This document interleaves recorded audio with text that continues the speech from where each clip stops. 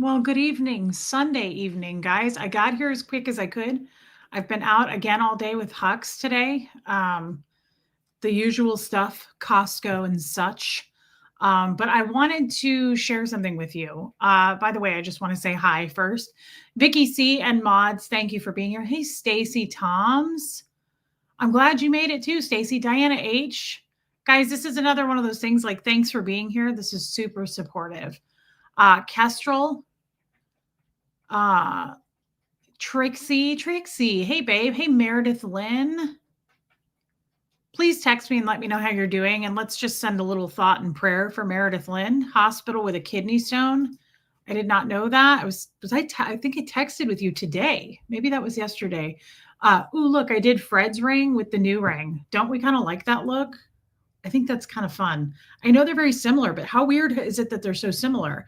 How weird is it that I was just showing you this ring 2 days ago saying I should wear this more and it's mother of pearl, and then I go out yesterday and I find that. That's not weird. If you know kind of a thing, you know? Sassy Savage made it. Dawn Puka Vista, Trixie again. Liz Trix, I'm happy to see you. And I really noticed. I miss you when you're not here, Liz. Don't take that as like you're obligated to be here. I just really notice when my people aren't here. DS Kitty Diane, I'm glad you got it all fixed. Old Charlie made it. There's Trixie again. Leslie Mosley. Debbie Zito, I'm glad you're here with me. I really am. Kim Leanne made it. I haven't seen you for a minute. Like, you're in and out, babe, but I'm glad you come to the Zoom calls. Yes, Debbie. And sorry, I'm just scrolling. And whoa, I'm behind. Okay, I need to catch up. Aline, Catherine B. Eesh, I hate when I get this behind. Hey, Ghost Rider. Well, Nora, you know what's crazy is I was thinking this morning, I was like, when's the last time I heard from Nora? I'm going to send her a text and just check in on her, make sure she's alive. Haven't got any funny memes or anything lately. I sent that to a friend of mine. I sent a meme to a friend of mine that says,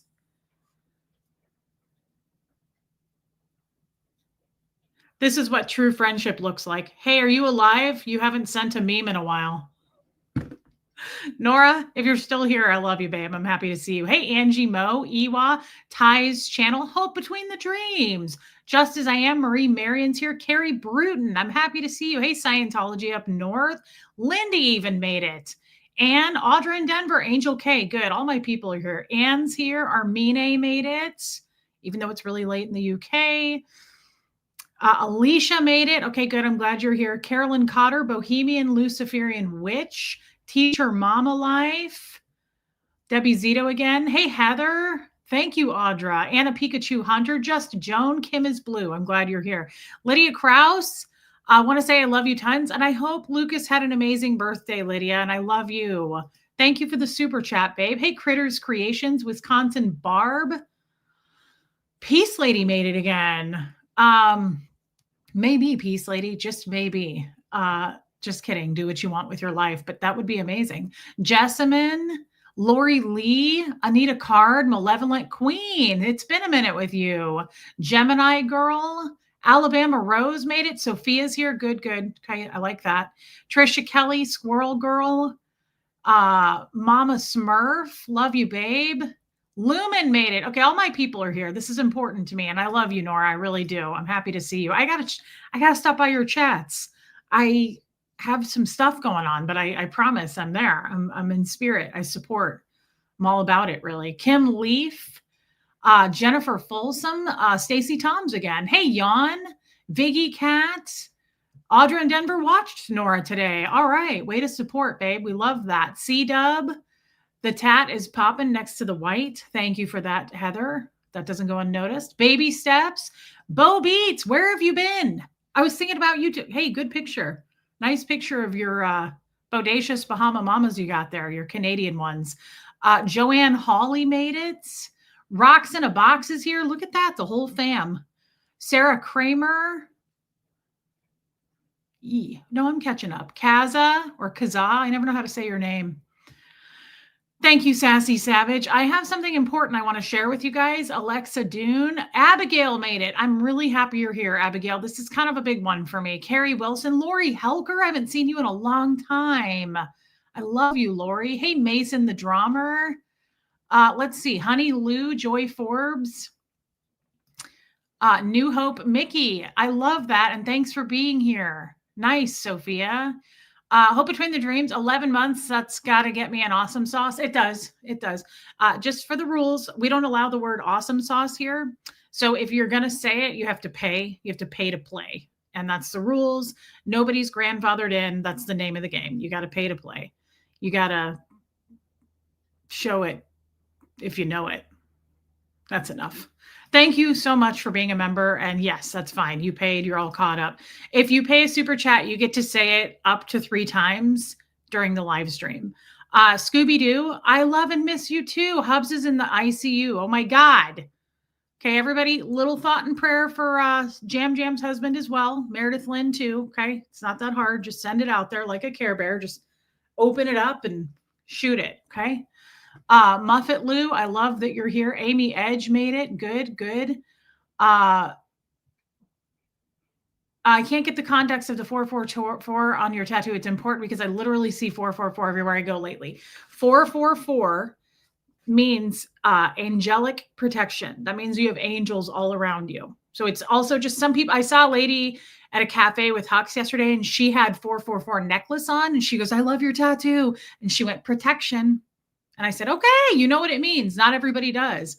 And she was like, "Honey, people around here don't know what it means." And I was like, I don't even know what that means. Honestly, that's enough again.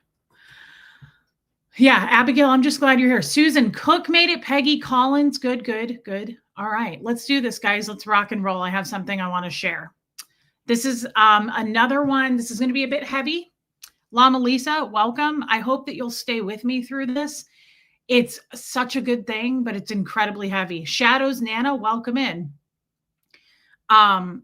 I really, truly thought that this day would not ever happen to me. I really, truly thought this. And like I said to you the other day, when things happen to me that are a shift, good or bad, the first thing I think is I cannot wait to tell my chat. I cannot wait to tell my friends. Pepper Jelly, I have missed you. Thank you for being here, Pepper Jelly. Jennifer Folsom, my favorite seat in the living room. Fee, you're so cute. I love you, Jen, and I'm glad I get to see you again. And we were apart for a minute, and I'm happy that you're back. Thank you for the super chat, babe. Hey, Donna Cooper. Thank you, Lindy. So, the first thing I always think, that's like my first thought now, when good news, bad news, anything, I'm like, I got to get to a stream. I really want to go tell my friends this. I want to go lay it out. I want to talk it out. I'm a verbal processor, and you guys are my life. And I'm not saying that in some dramatic, stupid way, but you're with me 2 hours a day, almost every day. I take 1 to 2 days off a month now. So, I mean, it's Jody T. Thank you. I understand, Jennifer Folsom. I get that people lurk. It's just so fun to see you guys pop out of lurk mode for a minute. But please, by all means, do what you're comfortable doing. Just know that we love you and we're always happy to see you. Love you, Susan Cook. So, I love you, Jessamine. I spend so much time with you guys. So it's important to me that I talk about this. Now, before I get into exactly what I want to tell you, I want to, because you guys know my life. That's why it's so important to me. You guys know, most of you have to be caught up on like the family tree. How many of you are caught up on my family tree for the most part? Like, I have my father, baby steps. That is so, hey, Vicki Andrews.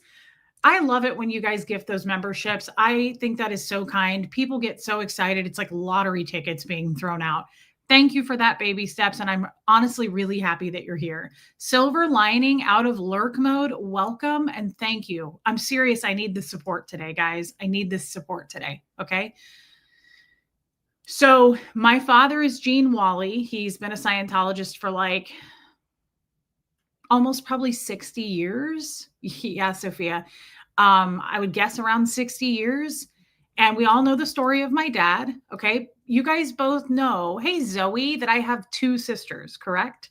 I don't talk about them a lot because I don't like to, I want you to know the story, but I don't like to use other people's stories. No, Shell, that would be interesting. I don't I don't like to use other people's voices and like share their story, their truth. You know what I mean? So I try to stay away from that, but I keep it factual as far as like I do have two sisters and a little bit of their backgrounds. I just don't go into too much detail, especially with Brianna. She's my full blood sister. No, Just Joan, I have two sisters. I've talked about that a lot. I love you, Bo Beats, and that's beautiful. My mom was a very powerful and kind Christian. That's amazing, and I love that. Rogue Hedgie, I thought about you yesterday too. I miss you too, and I hope that you're doing well. I'm sorry I haven't seen you this summer. Is it even summer anymore? Correct, Jessamine. Hey, true to it. I'm really glad you're here. So I have a full blood, same mother, same father sister. She's 4 years older than me. Her name is Brianna. She lives here in Tennessee. I don't talk about her a lot because, to be quite honest with you, like last year, we just had our first Thanksgiving and Christmas together that I can recall. I did not grow up with my sister. Brianna left when I was about 7 or 8 years old, and I never lived with her again. Okay, so that's important to know. She was a Scientologist for a short time. She went into the Sea Org in LA when she was like 12 or 13, but I don't share all of that because it's not my place to share it, and it's her pain as well. And I just think that's, people should stay out of other people's lanes as best as possible unless you're doing what I'm doing, which is just sticking to the facts. Now, I have another sister that is 12 years older than me. I'm the youngest, and her name is Sam. She's a half sister. We have the same father, different mother. Sam, hey, Tymark, and me and Brianna all have the same dad. All three of us have the wonderful father that we have, Gene Wally, Dark Roast, who you all are pretty well up to date on, I would imagine, with Gene. So we've got Sam.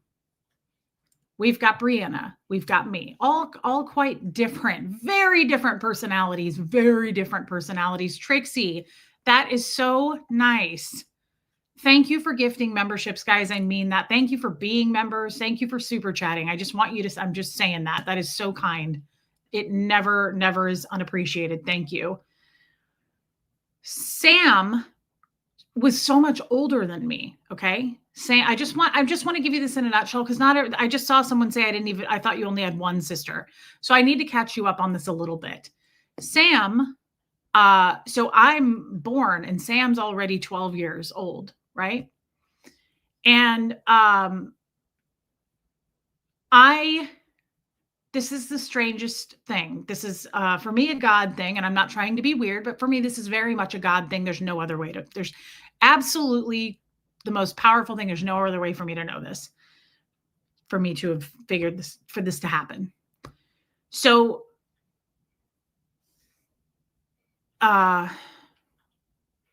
Sam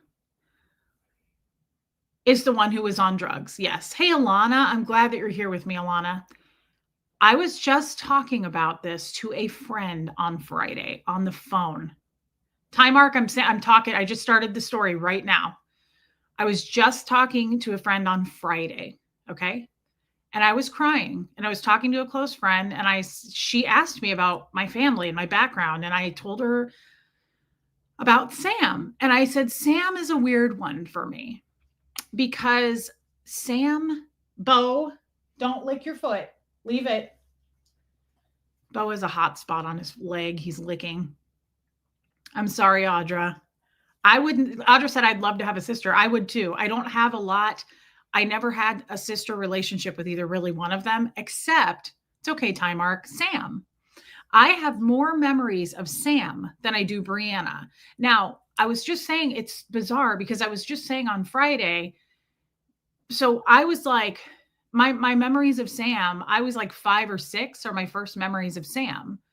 She's like 17, 18 at the time, right? Like, I remember Sam, though, even kind of before that, she was so fond of me. I think Sam, she was so abused by our dad.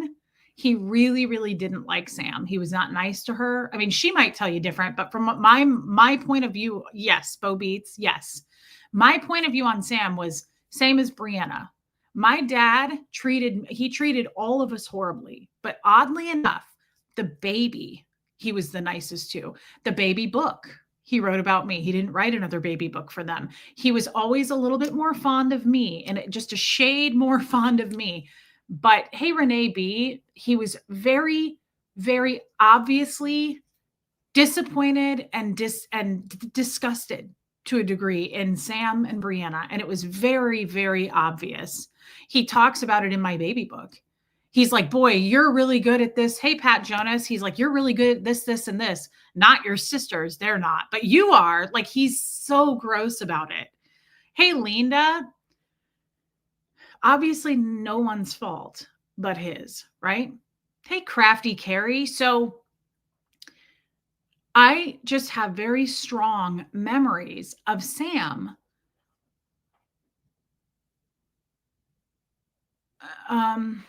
being very, very loving to me. I think that she had waited a long time to finally get some kind of contact, connection, right? So she's got these two little sisters. And do I think my dad would have been better with a son? Misogynistic question. I do think that my father really doesn't like women. I think he's particularly abusive to women. So that's a great question. I just don't know the answer. I think he would have been abusive and caused a lot of trauma in a young boy's life just as much as he did to his daughters. So no, I don't think he would have been a better dad, is what I'm saying. Hey, Mandy Albert. So Sam, I'm just trying to paint this picture for you that Sam was this, I said this just on Friday to a friend. I said, she goes, Sam sounds like she really got you messed up your life in a lot of ways. And I said, yeah, but you got to look at a different part of Sam and you have to understand Sam. Sam, first of all, I just painted this picture for her. She was very punk rock. So like I was born in the 80s. Sam was like resourceful as hell, never needy. She came and went all the time, even as a young teen. Like Sam would come and go. She had older boyfriends, different boyfriends, lots of friends. She loved MTV. She loved Ozzy Osbourne. She wore a lot of band t-shirts. She took no shit either. Sam was a lot more like my dad as far as like, hey, Tara, rugged, rough personality. West Coast Fancy Nancy didn't put up with any shit. Like she was not girly at all. But I remember being crazy about Sam. Sam, for whatever reason, so my real name is Marisa, and everybody called me Reese. Sam called me Reese, but she also had this weird nickname for me. She called me Miko. I don't know why. It was Meko, Miko. So that was like another thing. Sam was not in Scientology, oddly enough, Abigail. My dad tried to force a little bit on her here and there, but she was so, thanks, Renee. She was so rebellious. And I think, so think about this for a minute. My dad had his other two children, me and Brianna, way after Sam was born. I think he was able, did Sam have a decent relationship with her mom? Well, her mom left when she was 2. And I'm not entirely sure why and how that happened, like why she left Sam with my father. I know that Sam has always had a close relationship with her mom since. Like her mom has really helped her. Hey, Pepperoni Nips. But she stayed distant and pretty far away. So Sam was kind of like me. I didn't have my mom after 6. So Sam was very, just like my dad was constantly mean to her, just kind of disappointed. And I don't think he could force Scientology on her. I don't think he had quite a handle on it by the time his other kids came along. He was like, force the Scientology down our throats. He had a routine. We were regimented. We were doing courses in the kitchen, TRs every night. I don't think he had evolved yet into the psychotic person that he was going to be as a father until we came along. Sam kind of went off and did her own thing. Yeah, time mark. So by the time I could remember Sam, she was smoking cigarettes and just very punk rock. And she would come to the house and pick me up and she'd go, Miko. And she was so crazy about me and Brianna, but like I was the baby. Susan Cook, that is so nice. Thank you for your super sticker, babe. Oh, hello, Bobo Jangies. Well, he's a good person. Well, he's incredibly friendly. He's a good guy, and he listens to your stories. He went to Harvard and Yale, and he's really smart. Okay, go sit down though. Hey, Grandma Sunshine Dragon. So I hope you guys are following. She really loved her little sisters. She really loved her little sisters, even though she was harsh. Like, I couldn't cross the line with Sam. No one could cross the line with Sam. She's scary, but the people she loved, you were good with her as long as she was. Oh, thanks, Audra. Yeah, I forget about this whole other side. So as long as you were on Sam's good side, but she was very protective of me as a child, right? So she had a good heart. Yes. Those were my memories of Sam. I joined staff at the Church of Scientology when I'm 14. Okay. I went on into the Sea Org, the Cadet Org, when I'm 7. So Sam was in and out of my life, right? Like Sam was not always around. But when she was really all there and like happy to see her sisters. Hey, Rachel. Hey, Starlina. So, hey, Anna Banana. So, my memories of Sam were always fond, but it was odd because it was a different, like she didn't grow up with us in Scientology. He just couldn't control Sam. Sadly, I don't know what age and I don't know all of Sam's trauma, but I can tell you that at a very young age, Sam started doing drugs. And she would come and stay at our house. She would leave our house. She was seeing different guys. Hey, Sarah from Cali. She had a boyfriend for a while too. Like, I don't want to say too much because those early years on her life, I'm not entirely sure about. But I know that Sam, no question, turned to drugs. And I wonder why, right? Like, no guidance, no one there. My dad treated her like absolute shit and was very mean to Sam, just constantly disappointed. But he might have been nice to her too. She may tell you that that was the case. I don't know. But from what I remember from my own memory and my own eyes and ears, he was pretty disappointed with Sam. So she turned to drugs, but she always had a job. She always held a job. She had a child that's 12 years younger than me. So I'm 12 years apart from my niece. Sam is 12 years older than me. She always, like I say, Sam was very resourceful. Sam never showed up needy.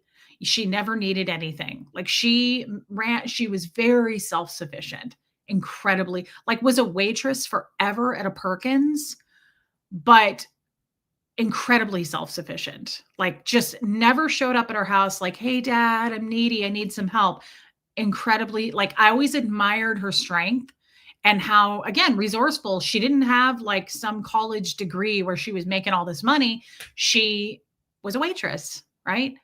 She was in a horribly abusive relationship. Hey, Rhonda Frank, a marriage. She was in a horribly abusive marriage. He beat her.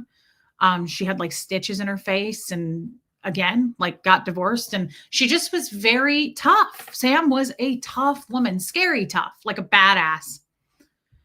So I joined staff. She had a lot of grit. I joined staff and I go through my hell on staff. Christine Baker, welcome. And I never spoke to Sam during my time on staff. I start sleeping with a man that's 24 when I'm 14. I'm working like 14 hours a day or more. Taken out of school, right? You guys all know this. I'm just catching you up. Now we're scooting up here. I got hit with the fax machine by Dan and went to the hospital there for about a week, had surgery, 2 surgeries. I went to recover after that at my mother's for about a week in San Francisco. Okay.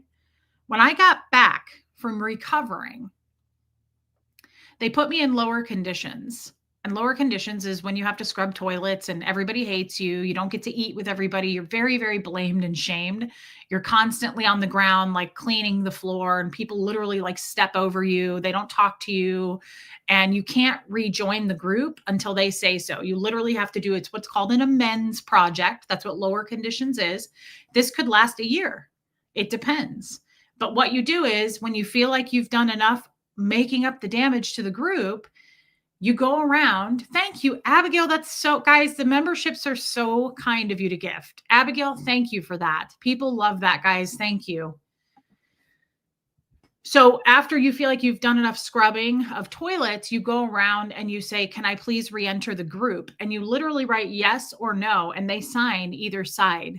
Okay. It's so humiliating, is what it is. I lived my life in lower conditions. Most of my existence in Scientology, I was assigned lower conditions most of the time. Okay. It was not uncommon, even at home, my home life with my dad in Omaha, Nebraska. If I did something wrong, he was like, I'm assigning you lower conditions.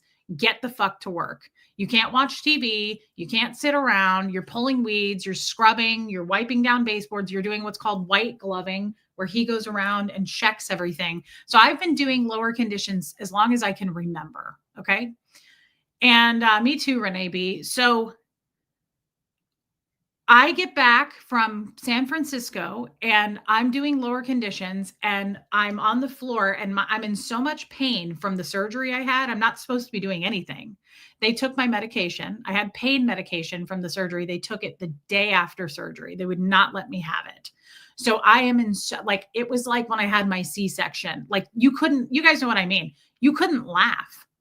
Like, don't make me laugh. Like, laughing was exerting yourself too much. I'm 16 years old, post surgery, about a week, and I'm on the floor scrubbing shit. They did not care about doctor's orders. Okay. So I'm on the floor and I have a stitch that pops open and it hurt and I was bleeding and I'm in pain. And I had just lost our dad. The week before that, my dad showed up and said, don't ever call me again. I'm not your father. I don't want to hear from you. Don't call me. I go into the hospital. I'm like, social services is here. They want to talk to you. And he's like, I don't care. Don't ever call me again. This is over between us. Don't ever call me again. So I'm kind of at the end of my rope at this point. Nobody would talk to me. I'm in so much agonizing pain. I just kind of thought, I don't know what to do at this point. I've suffered this out. I've done it for 2 years. This isn't working anymore. And everybody hates me. Okay. Hey, Audrey. So I called Sam and I hadn't talked to Sam in a very long time. Right. And I feel like a fully functioning adult, but I'm really 16, but like so much has happened. Right. Yes, Bo Beats. I could see that actually. Well, come to find out, my sister Brianna, who was in the Sea Org, totally different time period. She tried to leave. And I don't know the entirety of the story, but all I'm going to say is just so you understand.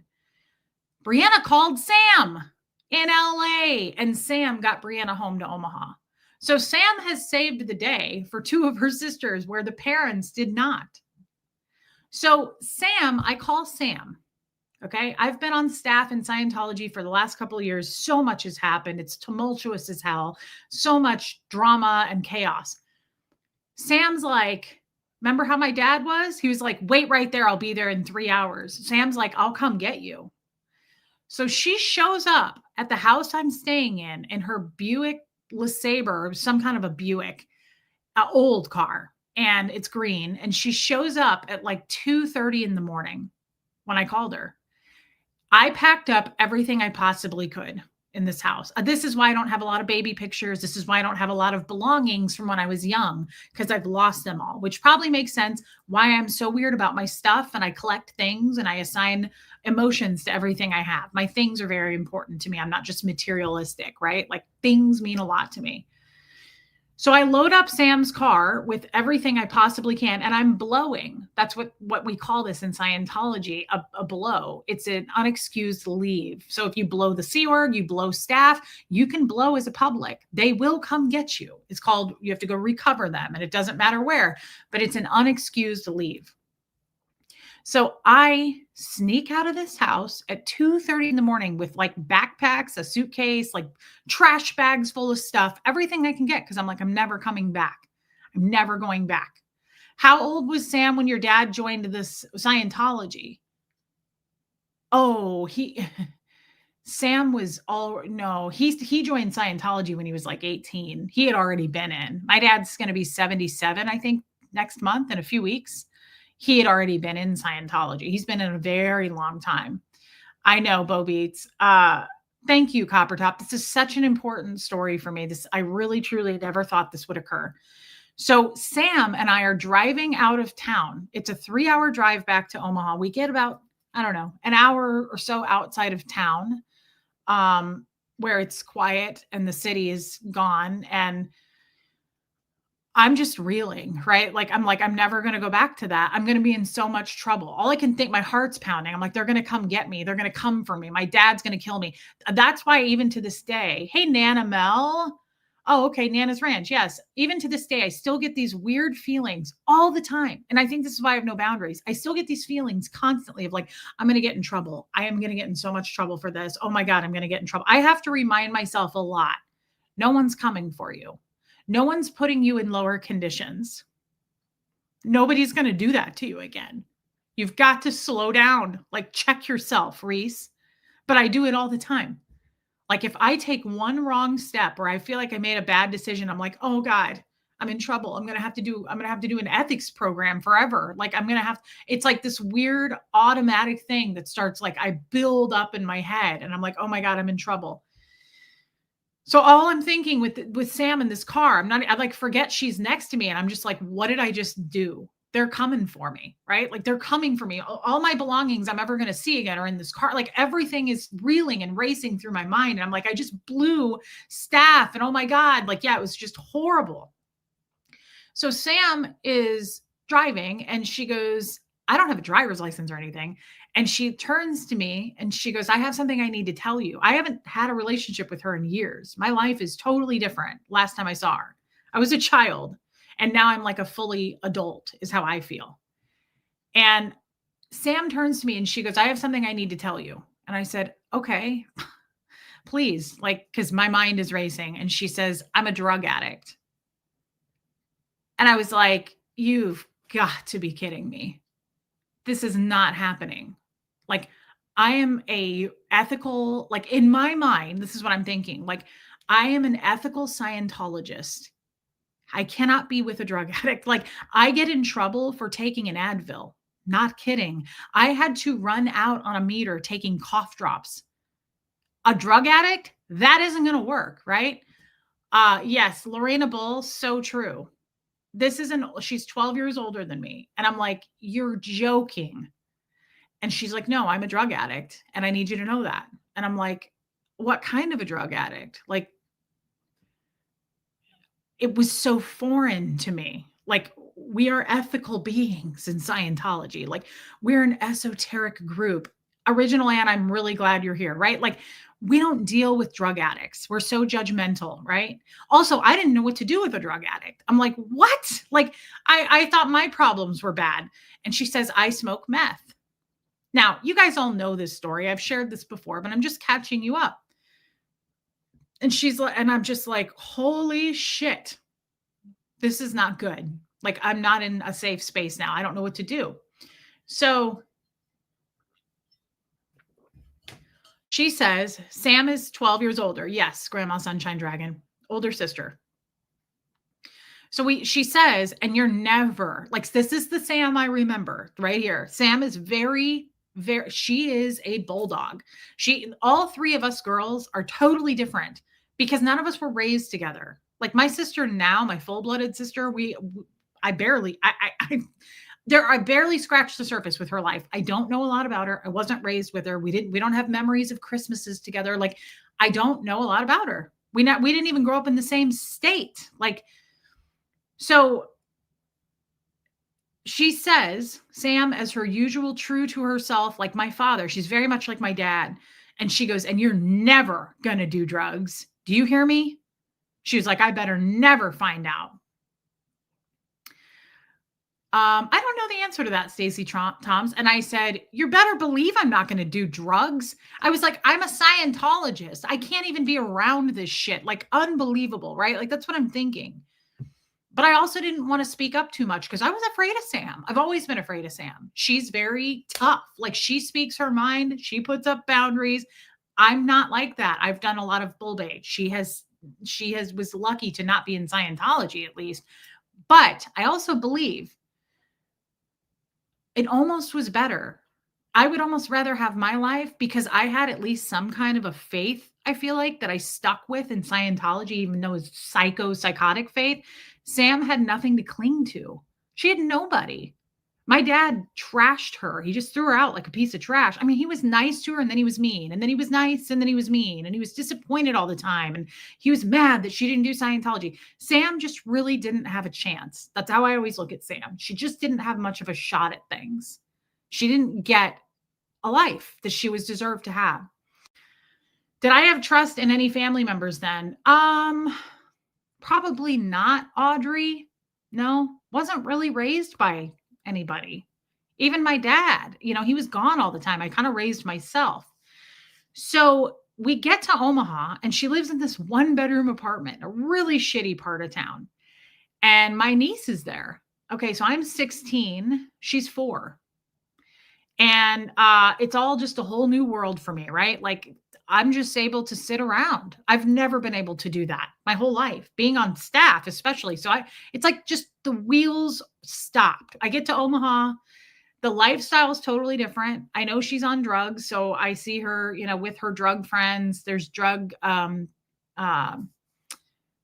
did I address the popped stitch? Well, no. I mean, that was it, Heather. It just popped and bled. They didn't care. They didn't do anything about it. And I had no pain pills to take. It really hurt. So I see the drug dealers coming and going. It's very uncomfortable for me. Again, I'm sitting there as this judgmental Scientologist, and I'm just like, what have I done? I'm in so much trouble. Hey, Lilac Lime. So, a couple of weeks to a month maybe go by, and I'm catching up with my sister. Even though she's a drug addict, I'm like, I get to see all of her old friends, and I'm just kind of starting to calm down a little bit and enjoy life. I'm like, wow, I don't have to do stuff. Like I will get a job, but I was like, I did get a job. I got a job at the Olive Garden. I was a hostess. Hey, Laura Lou. But it was a very different, I was like, the mighty have fallen. It was a very different lifestyle from like this ethical Scientologist running HCO, right? To I live with drug addicts. And it's a revolving door. Like people were coming and going from this apartment and people were doing drugs. And I'd never seen that before. I was 16 at this point. So a few weeks go by and Sam and I are talking one night. There's no one there. And my niece is asleep. Hey, DNV. And she walks up to me and she holds, I think I told this story recently. It's a piece of foil that's shaped like this. So imagine this is foil. And she's holding it. And she's holding a pen that she took apart, like a straw. And there's drugs on the foil. And she walks up to me in this chair. I remember exactly where I was. And she goes, hey, Lenora Gray. She says, all right, you're going to do it anyway. You're going to end up doing drugs anyway. And she goes, and if you're going to end up doing drugs, you're going to do it with your sister. And I said, are you out of your fucking mind? I'm not doing drugs. I was like, I don't do drugs. Do you know if Sam reached out for help? So many of us have horrible backgrounds, perhaps not healed, but have overcome a lot. I don't know. I don't know what Sam ended up doing, right? So, hey, Buffy. So she says, she's like, the drugs are right here. Like she's in my face and I'm in a chair and she's standing over me. And I'm like, I'm not doing drugs. I'm not doing drugs. Like, no fucking way. I'm 16 years old. I was like, I'm not doing drugs. And she was like, I'm not asking. And she goes, I'll never forget this. She hands me the straw, the pen. I've been battling addiction since my mom died, and I'm finally on the track to recovery. Never have spoken of this. Bo Beats, that's beautiful. Thank you for sharing. And you didn't interrupt the story at all. And you matter so much in here. Thank you for sharing that. Thank you. Buffy, 9 months of the Cult of Reese friend tax. Buffy, I love you and thank you for making it. Thank you for being a member. So she hands me the pen and she goes, put that in your mouth and suck when you see smoke. And she's got this lighter and I give her another like 60 seconds. And I'm like, Sam, I'm not doing this. And it's hard for me to even stand up to her. Cause again, Sam has always had a lot of bark. Like she's rough. She's always been rough with me, like rough around the edges, loves me, but rough. If she wants something, she's good for you, Pepper Jelly. I love you. If Sam wanted something, she was going to get it. Right. So I go, Sam, I'm not doing this. And she goes, I didn't ask. Now suck when you see smoke. And I said, no. And she hands me the thing and she lights it. And the little pieces of it look like pop rock, right? Start melting. And you can see the smoke coming. And she goes, suck now. And so I did. And I went, and immediately I was like, oh my God. I was like, that's the best thing that's ever happened to me. I immediately felt like a totally different person in such a good way. Horrible.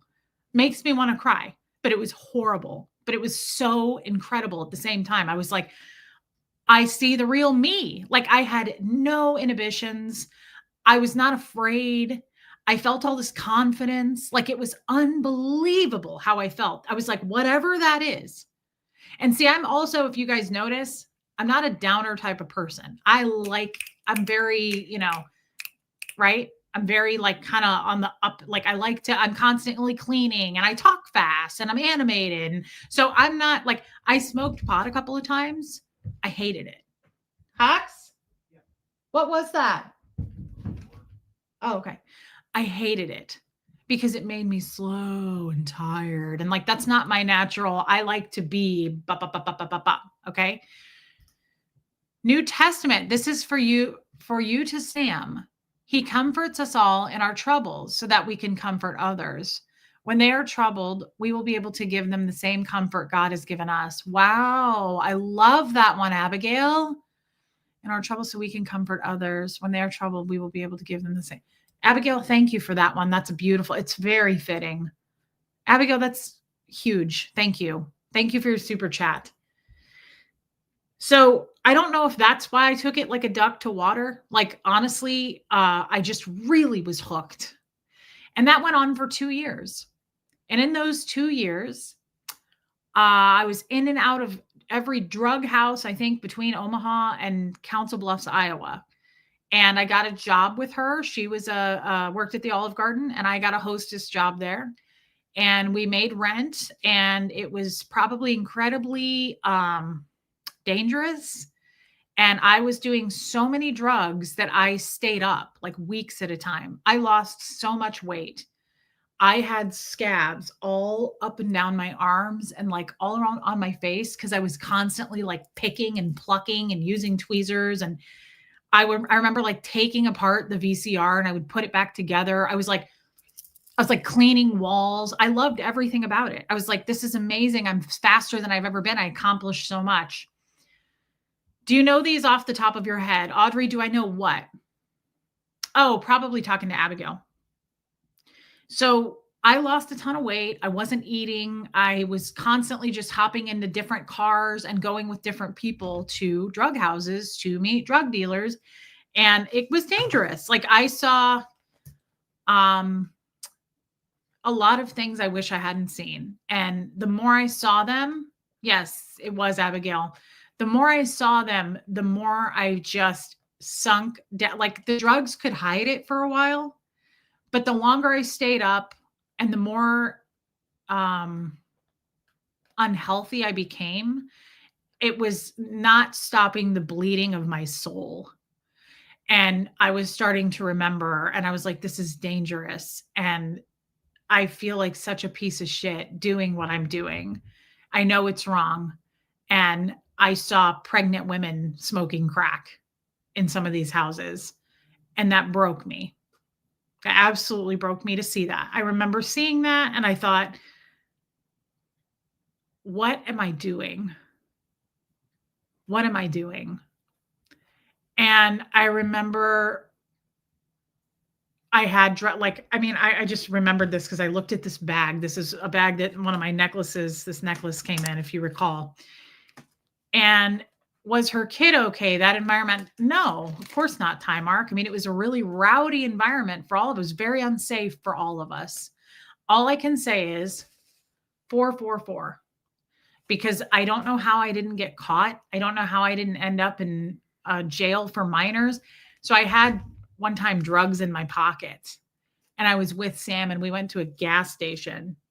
And again, like she asked me to pay for something.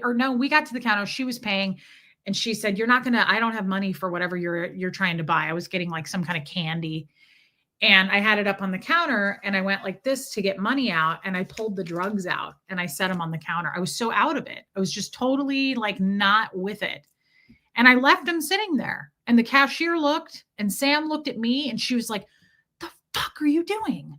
And I was like, oh, like stuff like that. I just can't believe that I didn't like, I'm so thankful that nothing happened to me or Sam that happened that I'm aware of.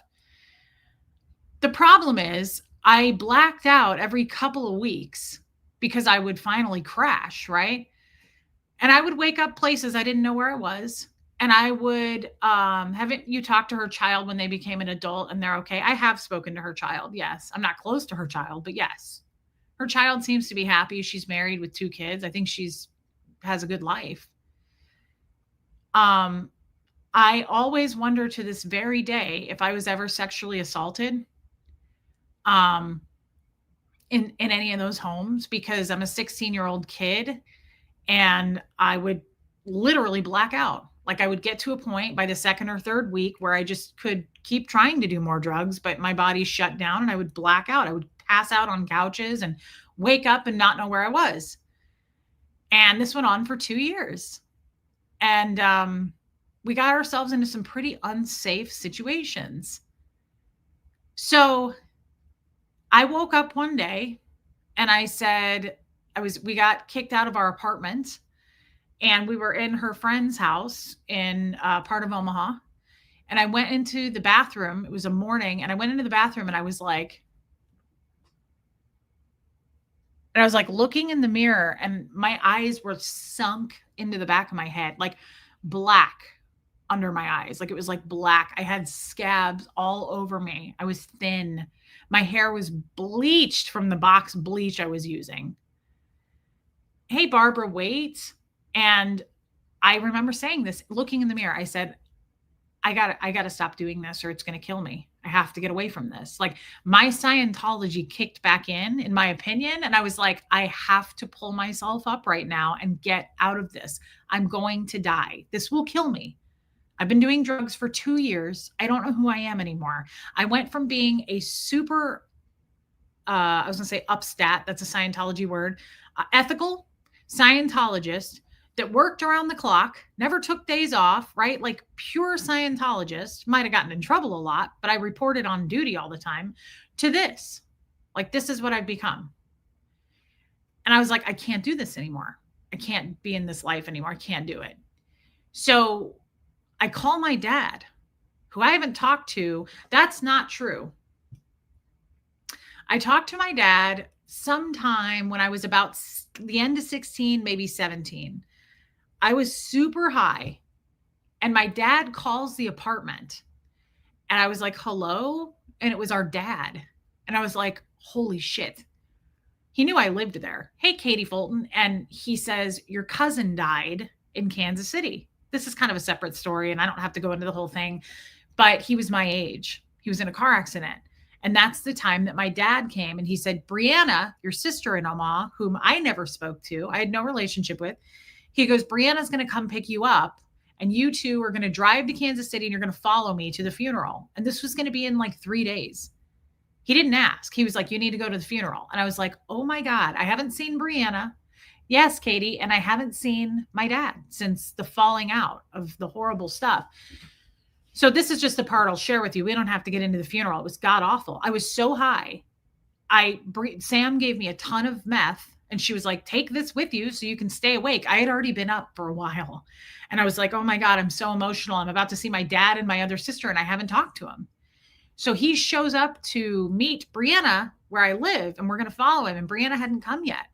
And I walked up to his truck and I was terrified. My heart was racing. And I thought, I haven't seen my dad, but I was pretty sure, like I felt pretty sure in that moment. I was confident. And I thought, he's going to forgive me. He's going to say, I've missed you.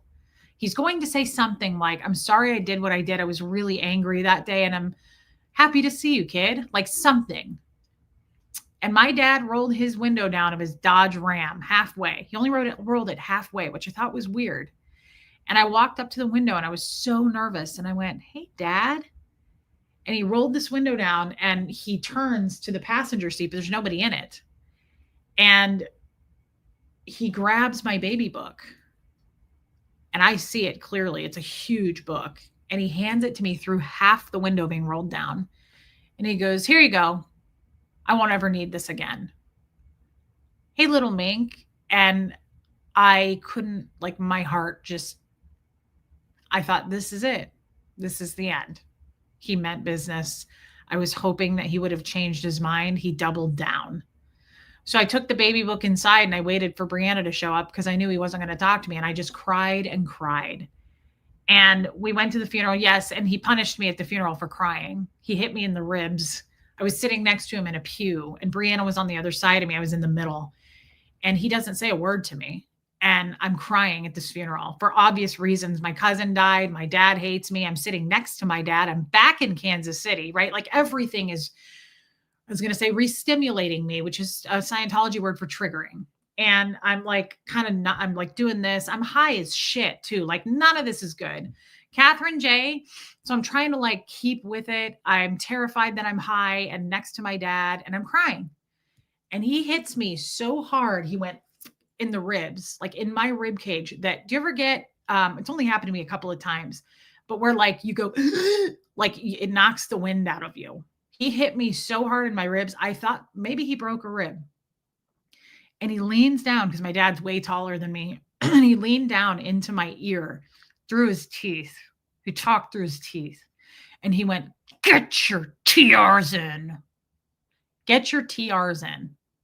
That's the sweet words that he has for me crying at a funeral, because you can't cry, right? So I'm back in the kitchen when I'm 5 and my sister's crying and I'm crying and we're doing bull bait. And my sister looks at me and goes, "Don't cry, don't cry, don't cry," because she knows my dad's going to flip out and say, "No HE&R in this house, no human emotion and reaction." Okay. So that's never allowed. My dad does not like emotions. So he hits me so hard and that's it. After the funeral, we went to my aunt and uncle's house where my cousin lived. And he's socializing with all these people. They had like snacks and food. He's there for about an hour. Brianna's like off in the other room because I'm not close to her. I'm standing there high, terrified in a corner, like watching both of them, like keeping an eye on both, trying to kind of slowly keep my distance, but follow my dad around, right? Like I'm terrified, but I'm also very curious and I want to see him because I'm like, will I ever see him again? I want to watch him. I want to study him. And he starts saying his goodbyes to everyone except me and Brianna. And he got in his truck and left that funeral, the house. And I immediately went into the bathroom by the side of the kitchen. And I just sat on this toilet and I just like rocked back and forth crying. And I had drugs with me. And I was just like, I didn't smoke them. I was like freaking out. I was like, I got to get home. I got to get home. Like, I hate this. I can't believe he just left. Like he didn't say goodbye. He just fucking left. Both of his kids. And so that's a side thing. But so I get back to Omaha with Brianna, don't talk to her almost the whole ride home. And I'm like, thanks for the ride. And I get in the car and I go back in and I live with Sam. So fast forward to when I'm 18, when I realized I got to get away from this. So I call my dad. I had the guts to call my dad. I was like, I can't believe I have to do this, but I have to get out of this town. And at this point, my mom had moved to Kansas City. She lived in San Francisco and she moved back to Kansas City. And I had gotten a letter from my mom. I had no really relationship with my mom. My mom had no idea I was on drugs. No idea. My mom knows very little about my life, right? Like at this point. And my mom sends me a letter and she's like, "I'm in a really abusive marriage. It's a terrible marriage. And I'm like really scared. He's an alcoholic and he's abusive." And I'm like, this is win-win because I want to get off drugs. I'll go stay with my mom. So I call my dad and I say, "I need to tell you something. Please take my call." I was like, "Dad?" And he says, "Don't call me." He said, "I told you never to reach out to me. Don't call me, Dad." And my voice is just shaking. And I said, "I'm not calling you if it wasn't really important." I said, "Please give me a moment." I said, I have been on drugs. I'm confessing. And I said, I've been on drugs for the last 2 years and I need your help. And I'm thinking in my mind, Scientology pushes. My dad has donated so much money to Narcanon. Narcanon is a big drug rehab center that Scientologists donate money to, and they get people who are on drugs to go to, and then they recruit them into Scientology. So I'm thinking, this is my last, he'll help me, is what I'm thinking. I'm like, I know he'll help me because he will send me to Narcanon. At least I can get out of here. I have to get out of here. And I tell him, I said, this is really hard for me to say, but I'm on drugs. And I've been doing drugs for the last 2 years. And I need your help. I said, I just need money for a bus ticket to get to Kansas City. That's all I need from you. And he says, I cannot believe, this is what my dad said. I'll never forget him saying this. He says, I cannot believe that my 3 daughters, my 3 kids, are the most degraded beings on planet Earth. And they're my daughters. I can't believe it. And he says, I will not help you. I won't help you. And he hung up on me. And I had no money. I worked, but I had no money because I was giving all my money to my sister for drugs. So I was like, okay. So I took some shifts and I did my hostess shifts, and the servers would tip the hostess and the bar, what do they call them? The people who clean the tables. I did that. Bussers, the bus people who clean the tables. I bussed tables too. And I was doing the hostess thing, and I was trying to make as many fucking tips as fast as I possibly could.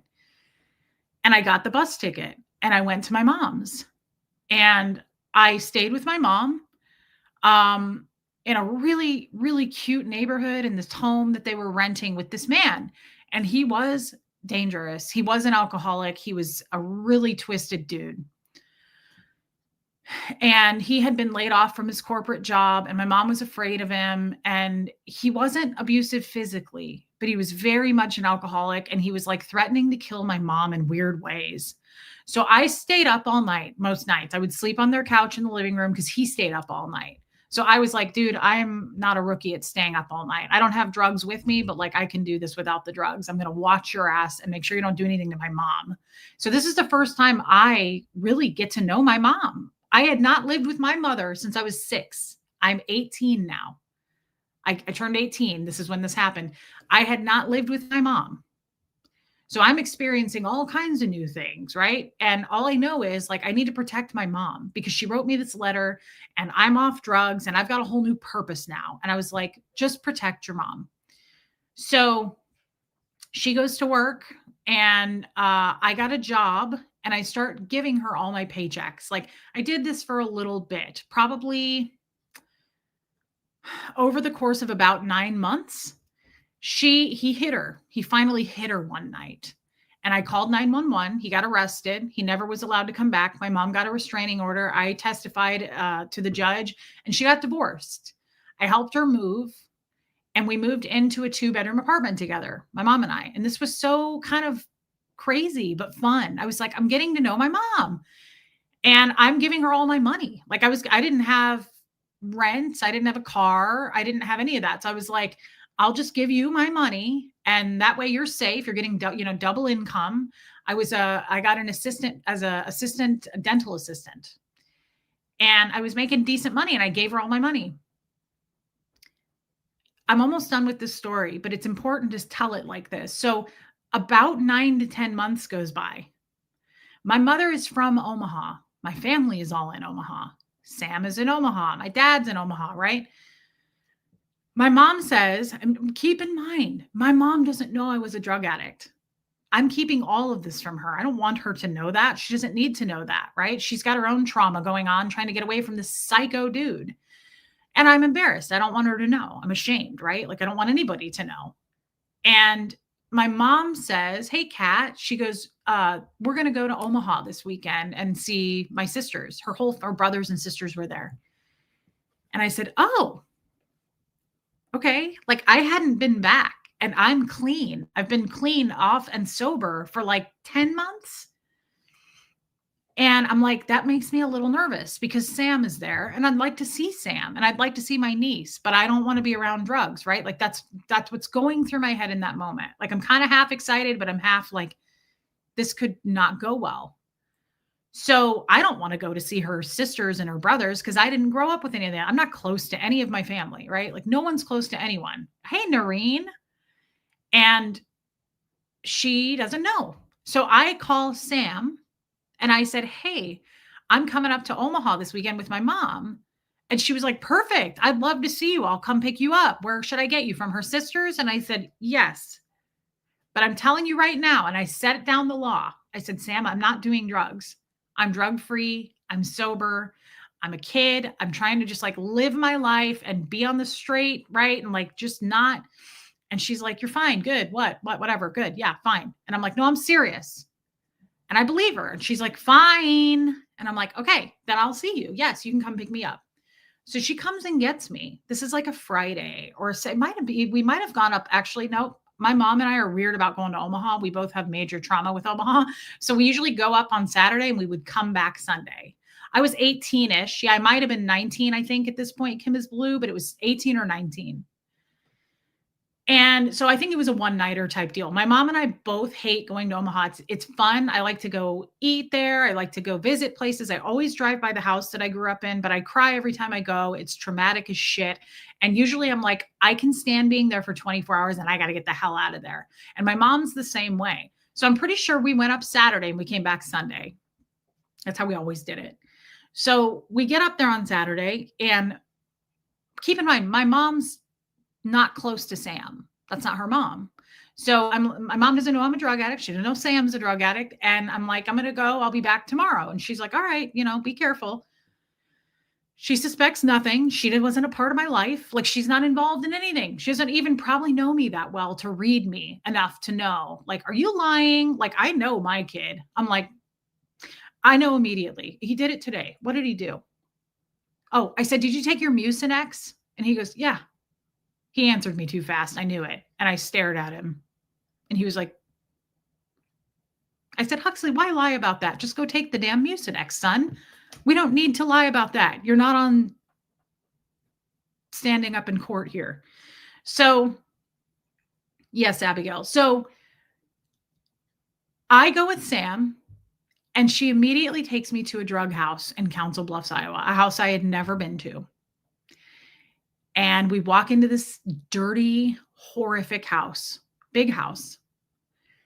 And there's a guy, I see a guy sitting on the ground with like a needle and a spoon. He's got like a beard and long hair. There's people doing drugs everywhere. And I sunk, my soul sunk to the ground. And I was trapped, and I knew I was trapped. And I tried to back out, and I was like, I told you I did not want to be around this shit. I did not. I was so upset. And Sam, at this point, how I've described her, she's very pushy. And she was like, shut up, just be quiet. And I was like, I don't want to do this. I don't want to be here. I cleaned myself up. Does that not fucking mean anything to you? Well, it was too late. Like, there were people everywhere, and I'm throwing a fit. And I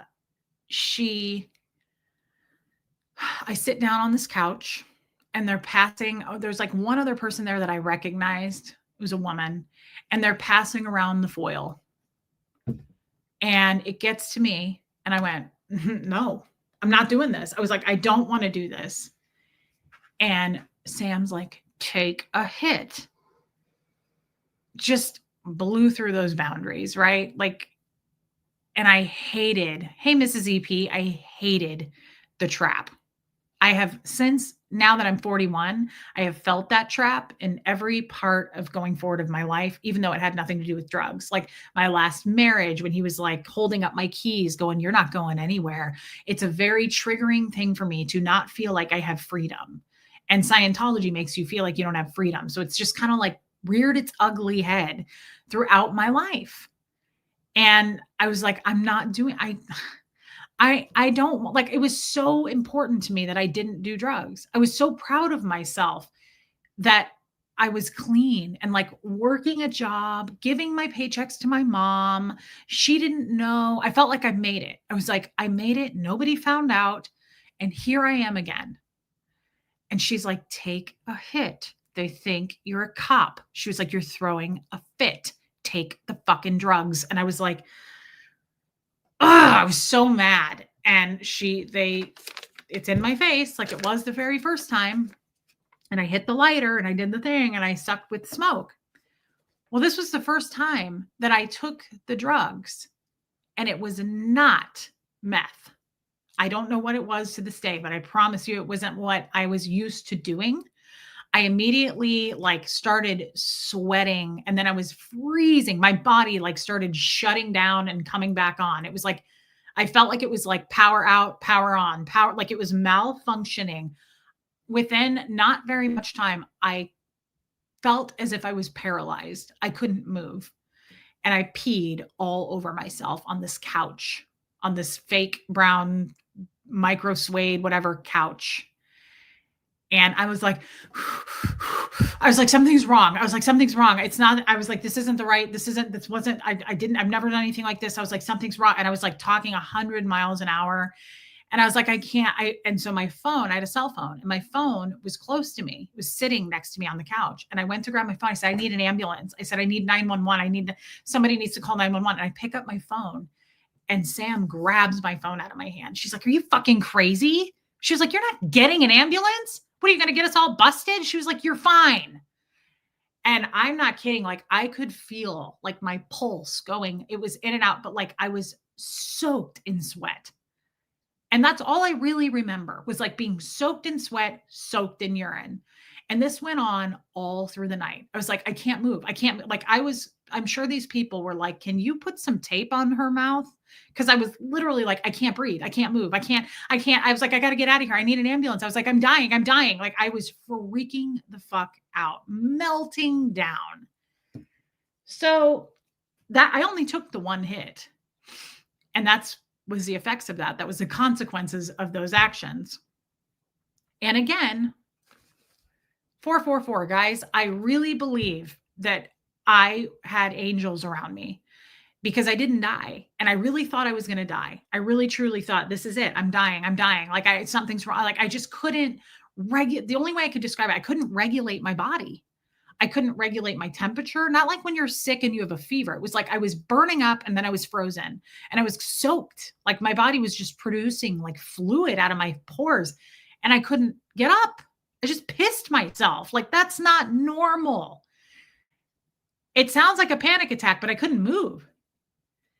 And it truly was something that I took. It wasn't just like I've had panic attacks, but like this wasn't that. It was paralyzed me, whatever that was. So by morning, I feel like my functions are coming back and I'm angry and I have to go. She's taking me back to my mom. And she's like, you will not ever talk about this. She's just kind of threatening me. She's worried about her own safety. She's worried about being outed. And she's like, you'll never tell anybody about what happened to you. And I'm literally in this car, like barely holding myself up. Like I was just like, okay. And she's like, do you fucking hear me? She was like, I will drive to Kansas City and I will beat the shit out of you if you tell anybody. Like she is really pissed. So we get to my mom, who knows nothing about my drug history, right? And my mom's just like her normal, like, you know, and she's like, oh, hi, Reese. She's like, bye, Sam. And Sam's like, and I'm like, I can't function, right? My mom's like, well, let's get going. I want to get on the road. She goes, I'm going to have you drive the first half home and I'll drive the second half home. And again, I got Sam going, I'll fucking kill you. So I'm like, okay, sure. So I get into my mom's super cute, sleek coupe Honda Accord that she absolutely loved. And I have to pretend like I'm a normal person that can operate heavy machinery. And I can't, but I can't say anything. So I put the car in drive and I drove into somebody's house. I drove into somebody's front whole like landscape porch. I didn't destroy their porch, but like I stopped by the time I got to the porch, but I drove through their bushes. Like I drove right up onto their lawn and I stopped the car and my mom's screaming. And she was like, what the fuck? She's like, what are you doing? Stop the car. Like she's screaming. and I have no energy. And I was just like arms down. And I told her everything. And I started bawling. And I was like, I've been doing drugs. I can't tell you for how long. I don't know what I took. I was like, but I can't function. I can't drive. I can't do anything. And she was so furious. She was so mad. She was mad at Sam. But we drove 3 hours home. And my mom, I remember she drove through like a McDonald's and she made me eat a breakfast sandwich. And I didn't want to eat. I was like, still just, and she's chugging water at me. She's like, drink the fucking water. She's like, eat the sandwich, eat the sandwich. Like she doesn't know what to do with me. Like she didn't know if I need to go to a hospital. And we get home and she calls Sam's mom and tells her mother everything that happened. And Sam's mom doesn't believe any of it. And she asks to talk to me. She puts me on the phone and she's like, I hope you get clean. Like totally didn't give a shit. Like just denial. I don't know. And that was that.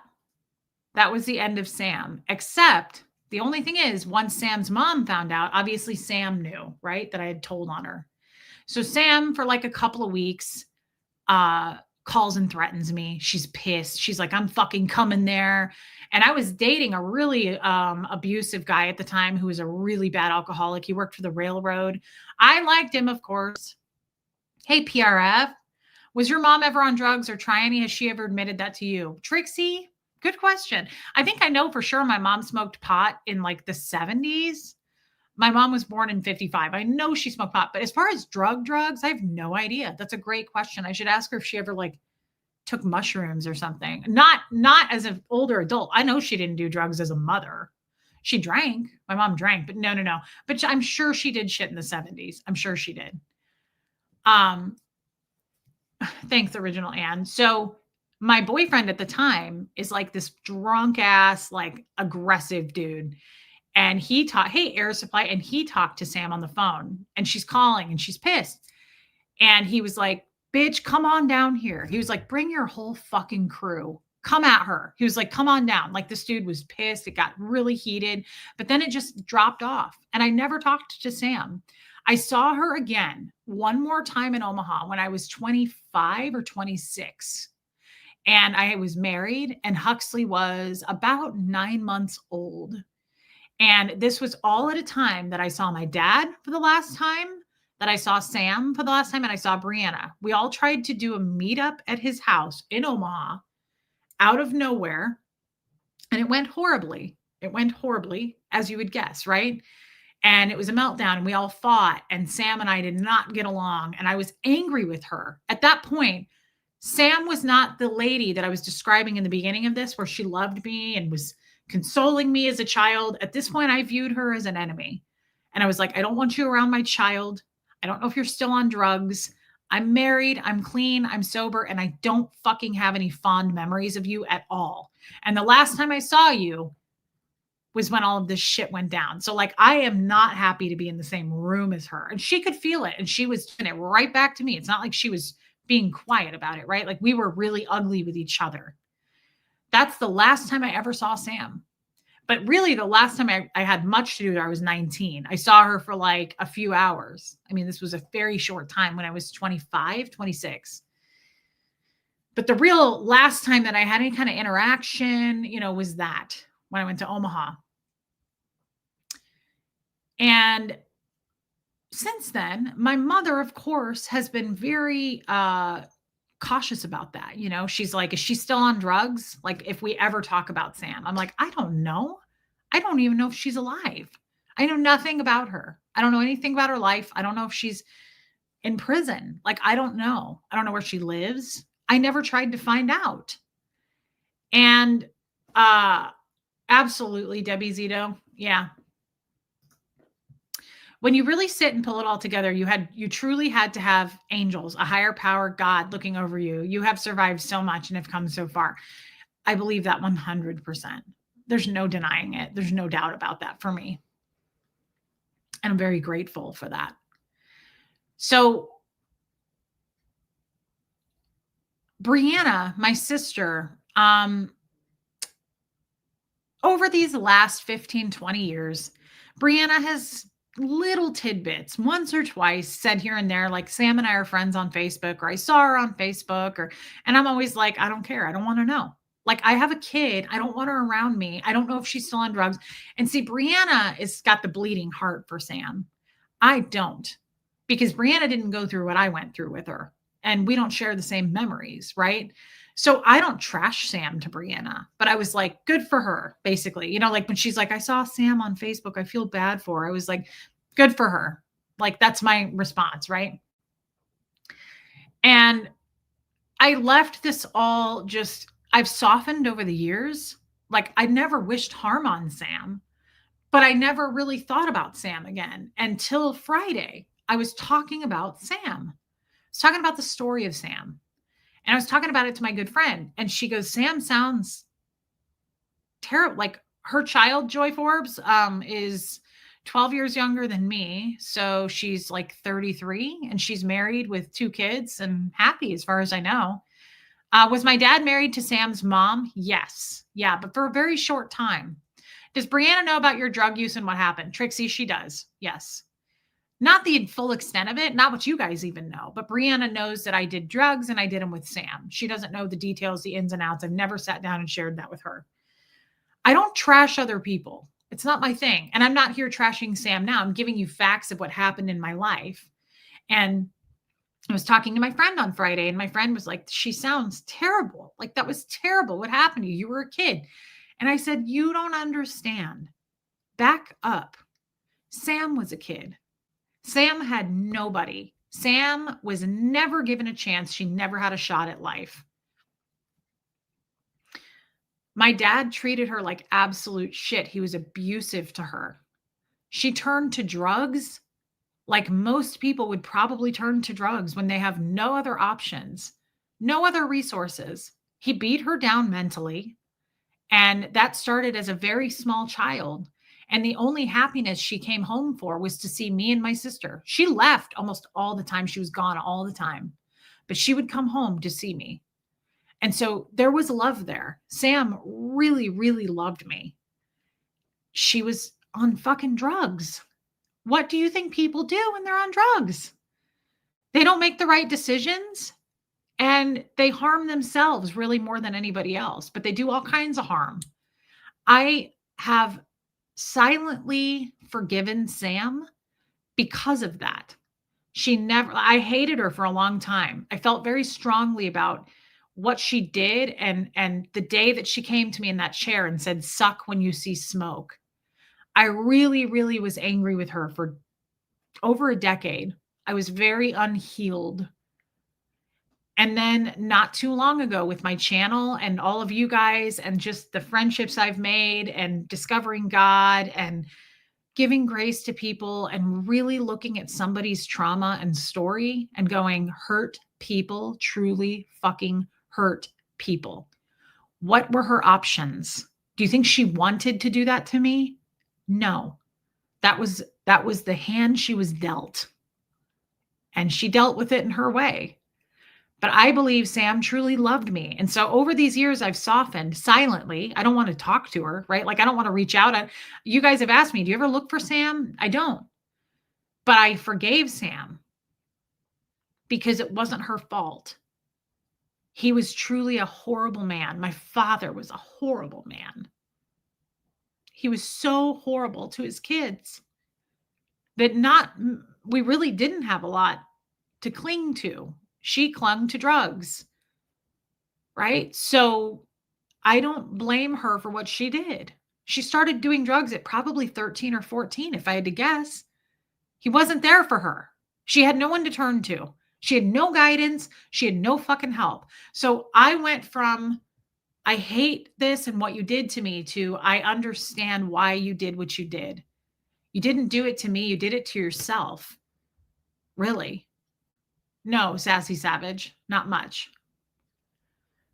So over the years, I have silently decided forgiveness is where it's at, because it takes away the pain in my heart. It takes it off of me. I don't need to reach out to Sam and say, I forgive you. I forgive her with myself. And I gave myself that closure. I did the same with my dad. He is a horrible person, Peace Lady, but I know I'm never going to talk to my dad again. And I know that my dad's not going to be here in 20, 30 years. He's going to be 77 years old. So I've made peace with this, and I've just decided to outshine, even though those things happened to me, even though those things happened to Sam. I'm not going to carry it with me anymore. I've just decided I'm not going to let this weigh me down anymore. And it wasn't ever her fault. So stop looking at it like it was her fault. Yes, Grandma Sunshine Dragon, for sure, I did go back to Scientology. One hateful, careless person can cause a tidal wave of damage. Yes. Thank you, Linda. So that's why I truly say to you guys, like, I don't wish harm on people. I might have done that in the past. I was a harmful person myself in the past, but I don't do that now. And I have all these haters now, and they don't make a dent because I'm too grown from this. I have suffered through way more than some hate channel or some person saying, she's a grifter and a fraud and an ugly liar, fat piece of shit. You have to understand, like, I've seen way worse. And I forgive you for that too. I don't have any hate in my heart. I don't want to. I've carried hate around for a long time. I know what it does to me and I know what it feels like. And it feels so much better to just release it. Let it go where it's going to go into the universe, but it's not going to be in here. It's not going to make me bleed internally like that anymore. And if you do bleed like that, then you're bleeding all over people that didn't cut you anyway. And that's what haters are. You can say they spew hate, hey, Wharton, or you can say, what I say is, they're bleeding all over me and I didn't cut them. Let them bleed all over me. They don't have anywhere else to put it. They don't have anywhere else to take it. I've been there. I love you, Linda. And I think that is such a beautiful thing to say. So many people have said that. I'm growing with you. I love you, Linda. Please grow with me. Come with me. I love you guys for this reason. So I've decided over the last couple of years from via therapy and this channel that, like, these things weren't my fault. These things weren't Sam's fault. These things came from the fault of a very destructive man who hated his children.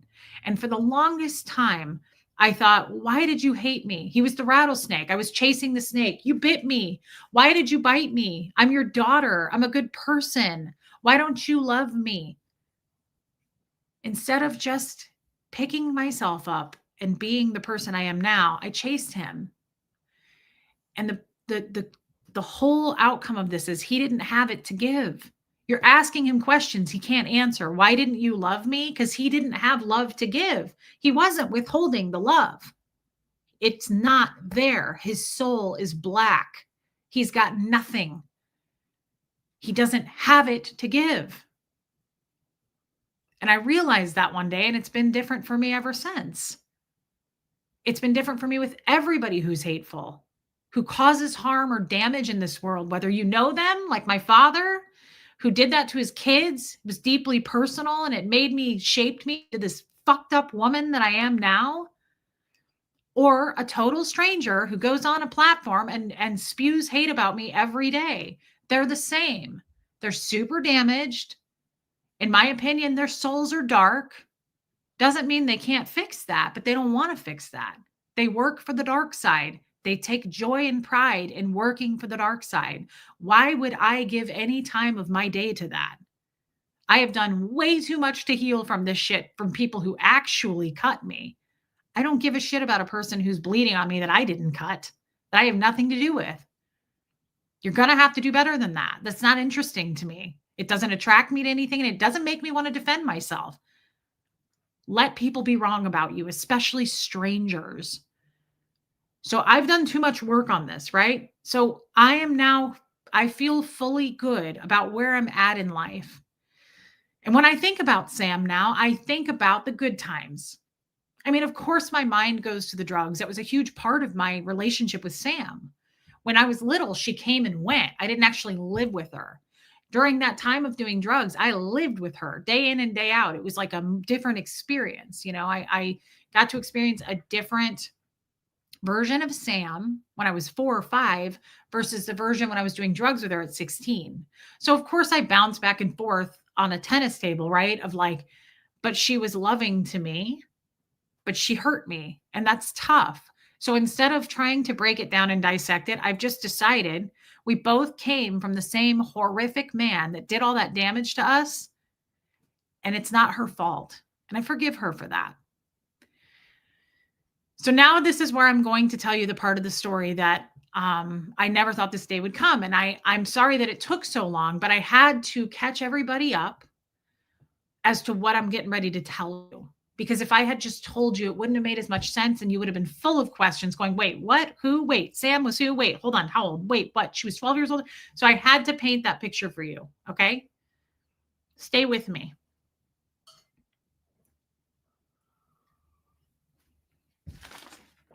Please hit subscribe while you're in here, if you would. I want to use my voice much more in this platform, and I'm going to use my voice in other platforms. And I want you to hit subscribe because it's more important to me today than it used to be. Yeah, I want us to spread the word about some things, some really important, valuable lessons, life lessons. And I want you guys to come with me on the journey. So please hit subscribe while you're in here. So last night,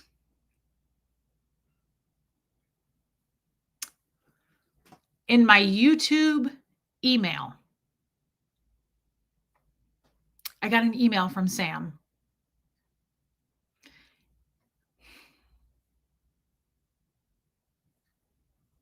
I could hardly open this email.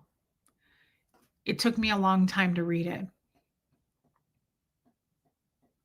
I read it with my best friend, but it took me a long time to read it.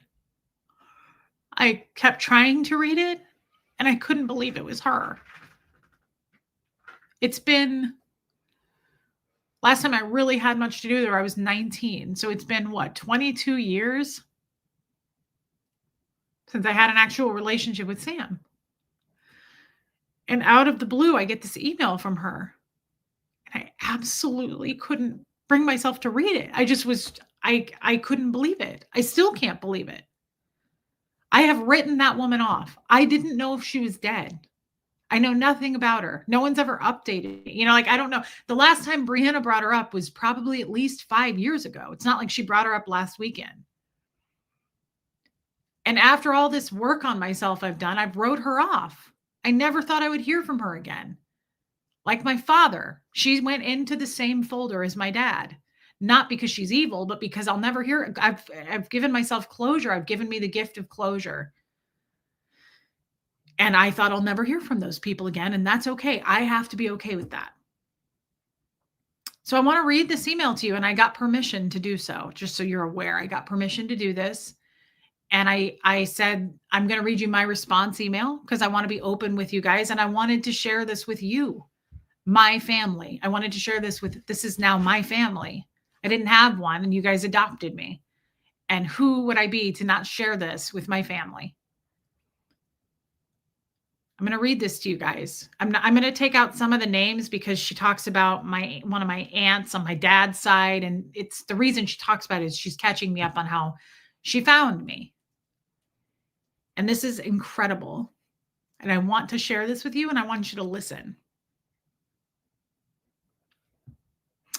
So as we all know, Abigail, I feel privileged that you're here. I'm really thankful that you guys are with me right now. My name is Marisa Angela Wally was what I was born with. Okay. So I've always gone by Reese because people called me Marissa. But Sam called me Miko or Marisa or Reese. She flip-flopped to all three. And she starts this email and it says, Marisa Angela. Hello, my beautiful sister. Funny story. Remember Dad's sister, Aunt Nancy? I'll just say her name. Well, she found out the location of Nancy, and I'm not going to give that, and it's not relevant. But she says, I found out she lives here. My mom sends her cards and letters to her where she's at. She's catching me up on that. She said, I got on the internet and I did some research on our family to get a few pictures to send to her, and I stumbled upon something called Unrelatable Reese. Let me first get this out of my system. Fuck those people. True to Sam. Sam is a full-on big mouth, loud mouth, says it like it is. So fuck those people. Okay. It is really sad, but anytime you are doing good in life, you are going to have haters, and that is all those people are. I was totally shocked because I did not know there is also something called Relatable Reese. And I saw it for the very first time last night. How cool is that? I'm so proud of you. Very impressive.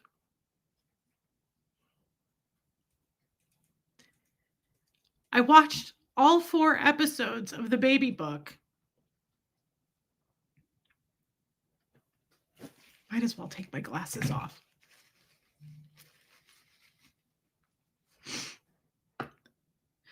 Guys, I'm not going to be able to read the chat because I'm reading.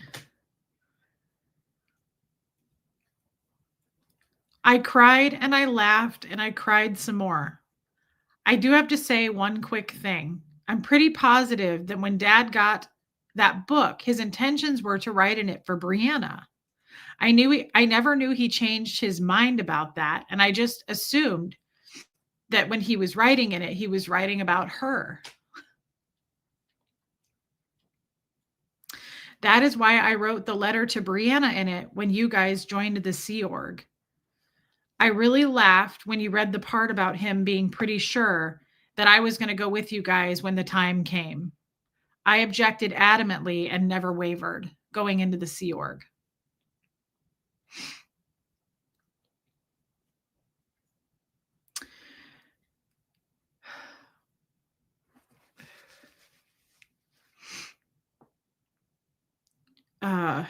Sorry, I got behind on. I got lost. It's a long email and I just messed up where I was.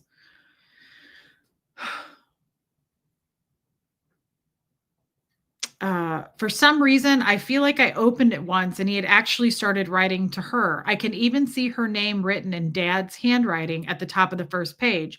The only page at the time he had finished writing. I may have just imagined that in my head. Does it look like there is a page that was torn out? I'm not really sure what she means there, but I don't think there's a page torn out. So I'm not really sure, but I'll go check that when I can. So she starts the next paragraph. And this is really one of the most, I just have to say, I believe this is God. I just lost some people in my life that I talked to you guys about yesterday, and I think the path was cleared for new things.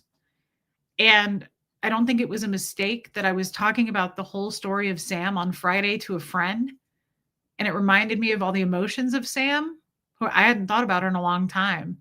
And now she's writing me this email after 22 years.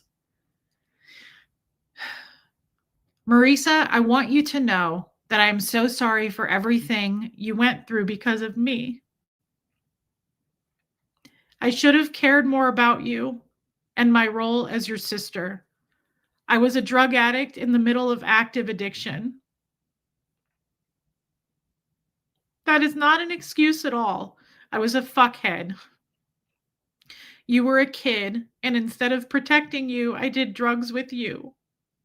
I want you to know that I take full responsibility for everything that you had to go through because of me.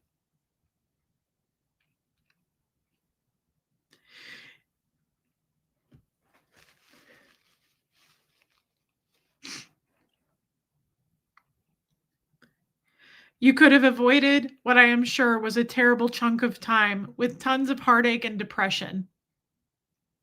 I am sure it totally fucked up your self-esteem and the way you saw the world and our family. I was a terrible person for a very long time, making bad decisions after bad decisions. I should have just left you alone. For me to pull you into my complete mess was absolutely wrong. I know that you are grown and you already have figured out what I am going to say next, but I'm going to say it anyway. None of that was your fault. You were a kid trying to navigate your way through life with a fucked up family, and I fucked up your life even worse. I want you to know that it was not intentional, and I loved you so much. Honestly, it took a long time and a lot of learning about myself before I really understood what I had done to you. I am glad you got yourself out of it when you did. I was not so smart. It took me a really long time and a lot of pain and anger and hurt before I figured it out. It took a long time, but I always smile when I think of you. I only wish the very best for you. I'm very happy to see that your life seems full and happy and you seem to be in a good place. It makes me sad that you are still as fucked up over Dad as you are. I get it though. He really did you dirty.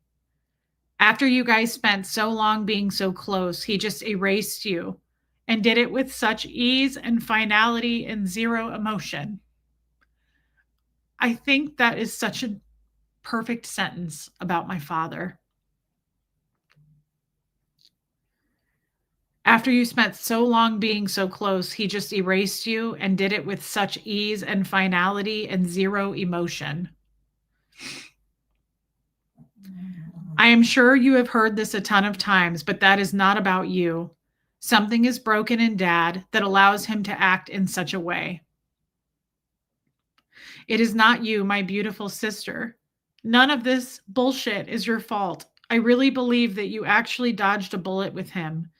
You really are much better off not having to wonder what the fuck he is going to do next and the emotional turmoil that he put you through. Unfortunately, I doubt you will ever get the answers or the closure that you would like to have. It's him, though, Marisa. It's not you. He is not wired the same way as the rest of the human race is wired. He has 3 daughters and 2 he never speaks to. He calls me every now and then, but I do not like to talk to him because he cannot ever leave Scientology out of the conversation. He tells me I should go to the org where I'm at and say hi to everyone. That is not going to happen. Not interested in doing and going anywhere near any of that shit. Scientology, as far as I'm concerned, is the main reason that Dad acted the way he did and treated us the way he did, and to this day continues to treat you 2 girls. He doesn't say much when he calls. We do not have deep conversations at all. Either way, I'm not going to go pop into the org and say hello. I want you to know I am so proud of you and the person you have become, with no thanks to me whatsoever, actually in spite of me. It makes me happy that you are happy and appear to be doing something that you love. I do not have any expectations where you are concerned. I do know that I am trying to forgive myself for the person that I was and the shitty things I did when I was her. I like the way she worded that. Forgiving myself and continuing to grow and heal has been hard and long and painful and really quite exhausting, but I am getting there. I think about both of you girls all the time, and I think nothing but good thoughts. Here's my phone number in case you ever need it. Take care, my beautiful sister, Samantha.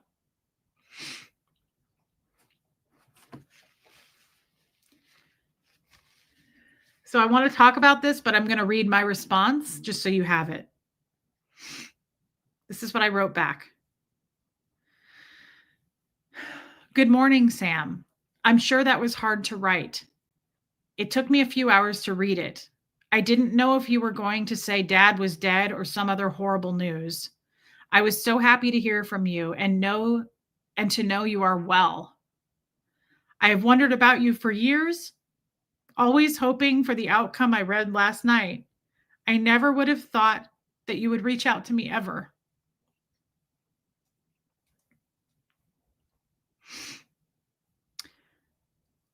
Without my past, all the things that took place, I would not be at peace or as happy as I am today. I know myself, how I feel, and where I'm going. I never expected it, and I made peace knowing it would never come. Same goes for our father. I am content knowing he will never reach out. What you said really shifted my foundation. Whenever I have thought about you over the last 20 years, I think about how much you loved and cared for me when I was small. Then how it all turned so toxic with drugs. You didn't have any guidance or help. I remember it. Our dad was really mean to you, offering nothing to help you. I watched this begin at a young age for you. Still, you were so resourceful. You would come and go in your early years. You took care of yourself, and I always noticed and admired that. Even though things were difficult, you held your own. I'm trying to say what you said to me. We had absolutely no care or guidance. It's not your fault. And you were right about our dad. There were so many things we both required as kids growing up. He never had it to give in the first place. You went down a dark path, which I believe anyone will take, with no one there to teach and protect you. He never offered those things to us. He was the opposite. He was mean for sport and very destructive. He has been the common denominator for all the women he has thrown away throughout his life. I have finally forgiven him for that. It had nothing to do with us. It was always him. He had 3 beautiful, gifted girls. Just because he couldn't see our value and worth doesn't mean that we don't have it. Nothing will ever change our worth or value just because he didn't see it. I hope you know that, and I think you do. You were better without him. He did us a favor by letting us grow alone and spread our wings. Thank you for being so open and honest with me.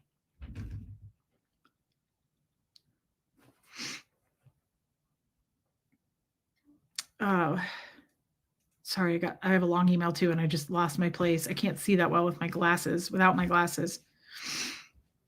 Your email was incredibly cathartic. I'm truly grateful to see you healed and able to feel what you wrote. You and I have both zoomed out on our lives, able to see it from afar. It can't hurt us anymore. I need you to understand I wouldn't change a thing. All of this trauma and pain brought us to where we are, the incredibly strong women that we have become. We are still standing full of compassion. We did that on our own. The lessons we now know are something I would not trade to change the tapestry of my life.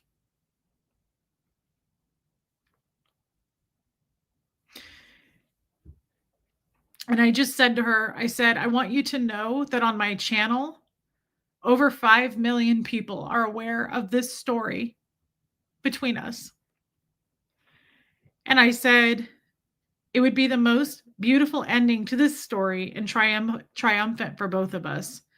If I could share this, it would inspire so many people around the world. I have friends and viewers everywhere. It would help them so much to say, in spite of our horrific upbringings, we were able to come out of it with clear eyes and pure hearts, full of accountability and understanding.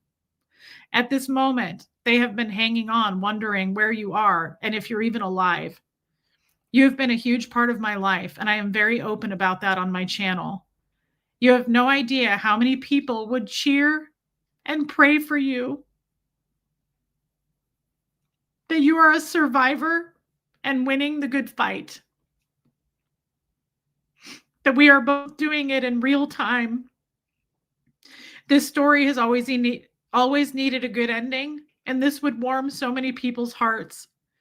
They all know the horror stories already. It would be incredible to tell them how it ended on such a good point. This was amazing. Thank you for taking the time to reach out and be so vulnerable. And I said, here's my phone number, and I really love you.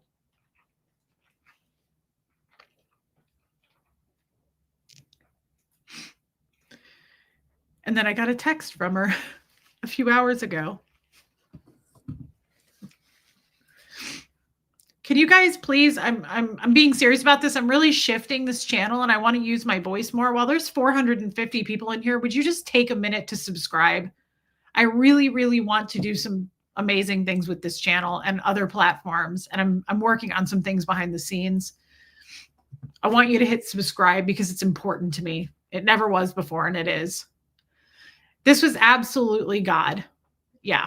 God is right on time. Love this. Divine, aligned, and right on time. Hey, Sierra Terry.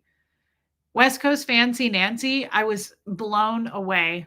There needs to be a meetup with all the sisters at a neutral place. No pressure, many hugs. That would be amazing. I was blown away by that email. I was absolutely shocked.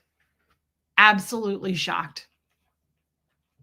Shelly, you needed to hear this. Perfect timing. Love you, sweet girl. God be good all the time. Yes, Shelly, and I love you too. And I did need this. I didn't think that I needed this. Thank you, Alana. I never thought this would be the day. I never thought this would happen. I never thought I would hear from her again. Just like my father, I wrote it off. I put it into that file of like, I'll never hear from these people again. So I have to make my own closure and I have to be okay with that. And I have to forgive them. Right? I'm not going to carry this stuff around. I don't want to be angry with anybody. I'm not angry with my dad. I'm disappointed in my dad. I wish that he had had it to give. Thank you, Darius. I wish that he had had it to give. I wish that our lives had been different. But at the same time, I meant what I said to her. I don't regret anything I've been through because it has taught me so many valuable lessons and it's brought me to where I am. I'm glad I didn't have it easy. I'm really glad. I'm not glad that I didn't get to grow up with my family.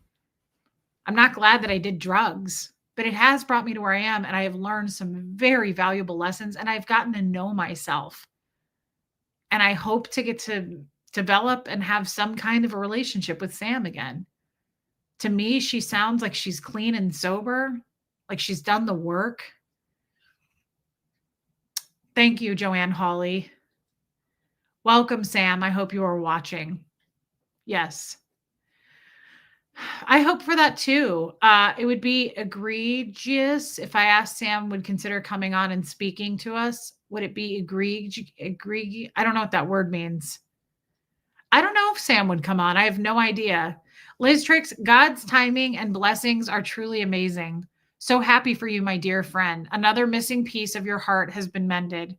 You are so loved. I am so thankful, Liz. And you know exactly what I mean. I know that you do. Thank you for your super chat. Baby steps, hugs. I'm so happy for you. You wouldn't have been ready for this before. Such a good point. Divine, aligned, and right on time. She's right. I would not have been, if this had happened, look at how many people are here. 444, guys.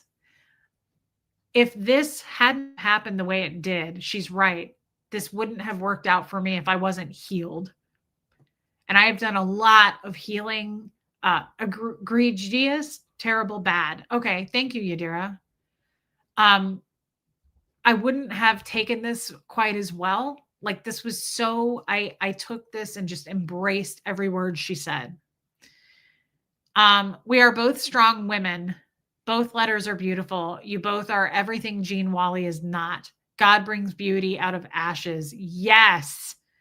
Baby steps. That is incredible. Yes. Thank you, Susie. Lumen Sam sounds like the person who'd tell you if she was still using. She sounds great. Yes, I think so too. Yeah, Wharton. Thank you for your super chat, baby steps. And absolutely, you're right about that. I didn't even think about that. That didn't cross my mind. Noreen, Reese, I was crying with you, and I love that more close you get to God, more beautiful doors he's going to open for you. I cannot be more happy for you. Noreen, you nailed that. I don't want to make it weird, but I really believe that. So many wonderful things have. Bo, leave it. I know. Bo has a hot spot on his leg and he's licking his leg. So many wonderful things have happened to me since my faith and belief in God. And I feel so welcome and less alone in my life, like just welcomed by the universe, by there's something out there feeling, and less like everything's on me. I have to carry everything. I feel so much lighter. The load has lightened. Thank you for saying that, Noreen. I really love you. Thank you for your super chat. Making amends is so difficult. And you know what, Nana Mel? That brings me to, those are the kind of people that I want to spend my life around. We are all going to make mistakes. That's why I say even the haters can turn their life around. Like, I don't give up on anybody, right? Like, I made closure for me because I figured I'd never hear from them again. But I don't wish harm on anyone. And I believe that everybody's going to have pockets where they're really bad. They do a lot of damage. We're humans. But I want to hang out with people who are messed up, but took accountability like Sam, did the work. I don't want perfect people around me. I don't want fake ass phony people that are like, my life is so wonderful. Like, no, it isn't. It's raw and it's real. And you've got wounds that are deep, right? And it's amazing to work on those and talk about it. Cindy Schweitzer, yes. Sam made up the damage to herself. That's what matters the most to me. I love that she apologized to me, but I wanted to validate her right back. There was no way I was going to write some email going, wow, thanks so much for apologizing to me. No way. I wanted to write her back and say, I apologize back to you. And that none of this was your fault. I'm telling you what you're telling me. I want you to know you're a good person too. That you're right, you did do damage, but my God, all we can do is say we're sorry and take accountability, right? She's obviously done major work on herself. That's incredible. That's all I expect out of people. Yes, you're going to be a fuck up, or you have at some point, or you're doing that now. You're going to be toxic at some point. There's stages of life, and we've all been there. Love you, Joyce. That's the point. We're all going to be toxic at some point to ourselves, to our partner, to our friends, to our parents, to our job, whatever it is. But when you pick up the pieces like she did and really examine them and you get clean from whatever it is you're toxic from, those are the people I want to know. Right? Like, that's all I ask of you. That's why I say haters are welcome here. My mods know that. People who are hateful can come here. You just can't be hateful in here. Everybody's welcome. The tides can turn.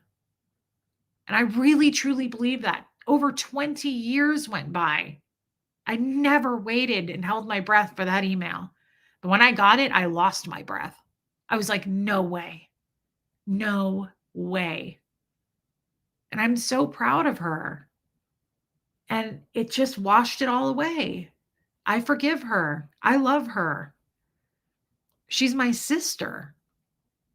I don't feel like I really have family. It's incredible to know I have a sister. I love that, Susan P. It's so exciting. It's like opening a gift. I'm like, I have a sister. And that's no disrespect to Brianna. I mean, I have my sister. We just don't, she's so busy with her kids and we don't spend a lot of time together. But I know Brianna and I can call her at any time. This is a whole sister. This is a whole life that I don't know anything about. No, Kim is Blue. I haven't shared this with anyone except my best friend. I haven't shared this with anyone. My mom doesn't know. My sister doesn't know. I wanted to share it with you guys. This is such a beautiful thing that just unfolded. So very happy and proud of both of you. Honey Lou, it is a beautiful thing. It's incredible. And thank you for saying that, babe. Thank you for the super chat. It's very validating. Robin, you have amazing family, biological and of choice. I have such a sense of relief for you. The ripple of goodness is washing the hearts, many internationally. Yes, many of us heal through you. Thank you to two brave souls, Sam and Reese. What a beautiful thing to say. Brianna does not know. No, just you guys and my best friend. Robin, thank you for being a member. Thank you for being my close friend. And I love you. I love you. I know you very well. And I thank you for letting me in. Hey, Hope. So grateful. Thank you, Hope. I am too. Thank you guys for the super chats. It's really validating. Very nice. Family is chosen. Yes. Yes, Verbo Boss. Absolutely. Thank you, Rachel. Baby steps. I'm here if you think I could be of any help with your new endeavors. Tell Sam we are here for her too. I'm so happy I was here for this. Thank you for sharing with us. I'm so happy you guys were here. When I saw all the names here tonight, I was like, that is such a gift because that's what I was asking for. That's what I wanted. I wanted to share this with my people, my friends, my family. I raced to tell you guys. I don't even know if I'll tell my mom. I don't know. It doesn't feel the same in my gut to tell my mom as it does to tell my family here. I don't know that. I mean, it's not that she'll be angry, but I just don't know. My mom has so much on her plate, and I feel like she would just be a little bit confused. She wouldn't be upset, but I think she'd be like, okay, what does that mean going forward? I don't really want to add to her stress. So I wanted to tell you guys, thank you, Rain. And baby steps, I love you. And yes, I will reach out. Thank you. Thank you for the super chat.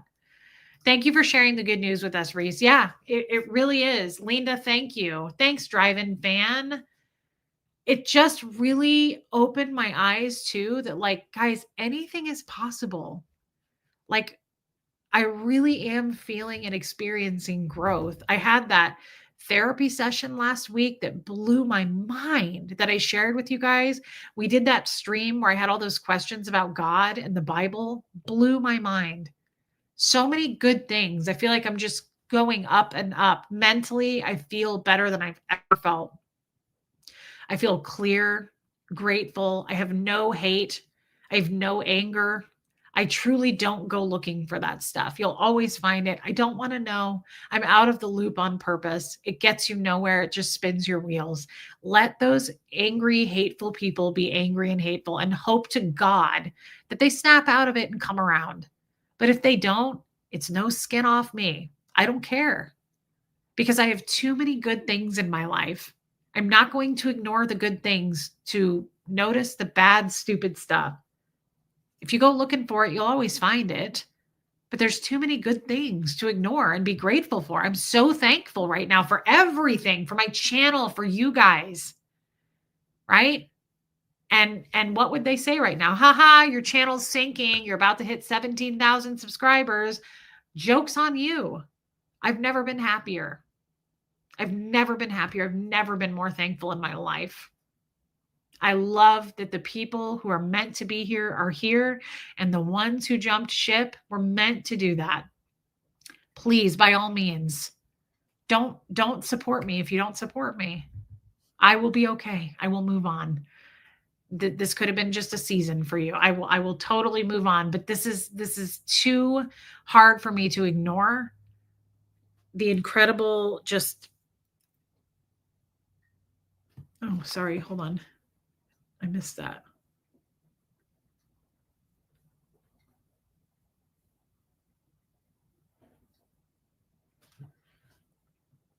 You manifested this, sister. You are growth that you seek. A friend just texted that to me. How beautiful is that? You manifested this, sister. You are growth that you seek. That's all of us. That was a good friend of mine. My friend who I was telling about on Friday, Sam. Joanne Hawley, thank you for sharing, Reese. This will always be your safe place also for Sam. I hope that Sam comes into the chat. I hope that she will. She sent me, did she send me an email or a text? Must have been an email.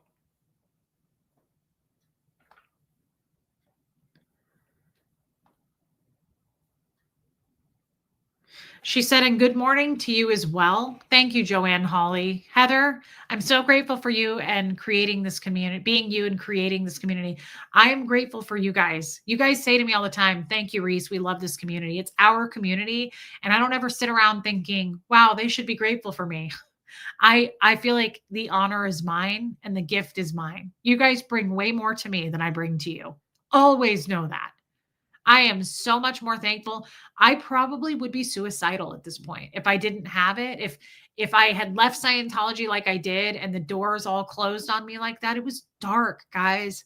Losing my family like that, I had nowhere to go. I had an abusive husband, right? Like it was dark. And this channel changed my whole life. People can run around all day and post in forums. It's parasocial. She's stealing your money. It's all a scam. It isn't. Talk and say that all you want. We'll just let you be wrong about us. I won't fight it. I won't put out the truth. I won't put out the proof. I don't have any receipts for you. It's just is. It's real life. And these people are everything to me. This community is everything to me. And it always will be. They can't take that away. So I am grateful for you guys. You guys changed me. Yorkie Mom. My whole life changed because of this channel. And you guys need to know that. So while you're saying, Reese, we love you, we're grateful for you, I'm happy. But it's mine. You changed me. You completely changed me and lifted me up. You guys were my safety net, and I've never been able to fall. I couldn't fall if I tried. You guys absolutely lifted me up. You've caught me ever since I jumped off the ledge of Scientology, and you caught me, and you have not let me go. You've all walked this journey with me, and you've held my hand through it. And I feel it every day. I feel it stronger every day. You're a good writer. Your email was eloquently written, way better than I could have done. Thanks, Leslie Mosley. Heather, yes. Thank you. And I'm glad you were here for it. And thank you for being a member, babe. Hey, Abigail, let the wicked change their ways and banish the very thought of doing wrong. Yes. Love that. Brown spotted eagle, thank you. Let them turn to the Lord that he may have mercy on them. They will be an everlasting sign of his power and love. Old Testament. That's powerful. That's beautiful. Thank you, Abigail. I love that. That's beautiful. I appreciate that so much for the super chat. Thank you. Peace Lady, this has been one of your most powerful streams. How lovely to see your heart heal in real time. Well deserved. Thanks for entrusting us and sharing the love. Thank you, Peace Lady. Thanks for being here. If you notice, Peace Lady here, her picture matches the picture behind me because she painted that and made it for me. I always think of you when I see that. Thank you, Peace Lady. That was very kind. Thank you for the super chat. Debbie Zito, what a beautiful, profound, impactful email to receive. Two sisters putting in the work toward healing can now help each other heal further. I'm so happy for you both, Sam and Reese. God's perfect timing is undeniable. Absolutely. God flexing. What are the chances that I just happened to speak about Sam Friday with a friend? How does that happen? What are the chances that my life has changed drastically in the last few, I don't know, months? I've lost some really close people in my life that I trusted and were close to me. And I always just kept telling myself, because I've had to process it alone, I don't want to share it here. So I just keep saying it's got to be something God's doing, making a path, clearing a path, changing things, opening new doors. That's how I have to look at this. Thank you for that, Debbie. And I love you. I'm so glad you were here. Yeah, thank you, Abigail. That was beautiful, that scripture. Armine, what an honor to be part of this stream and for you to share such a valuable moment with us. God always opens doors when you least expect it. Once you give all your worries to him and have complete trust and faith in him, miracles happen. That has to be accurate. Thank you, Armine, and thank you for being a member, but that has to be accurate. So many things have changed for the good since I have developed a deep, deep trusting relationship with God. And one other thing I've developed that I've never had before, it's not even a word I ever used. I didn't even really know what it meant. Faith. You don't have faith in Scientology. You don't even use that word. I have all kinds of faith, massive amounts of faith. And it's changed everything for me. You can't take that away. You can try to tackle this all day long with your hate. You're never going to win, especially now. Now I'm pretty bulletproof. Like maybe you kind of got into the boat a little bit. Water got into the boat a year or more ago. Not now. And I have an entire army. So we all stand together. And I believe that. These people are my family. You're not getting in. I drove past a house numbered 444. Thought of you. Well, my address was 4438 growing up on 44th and Leavenworth. Guys, I'm going to blow my nose. Let me mute it.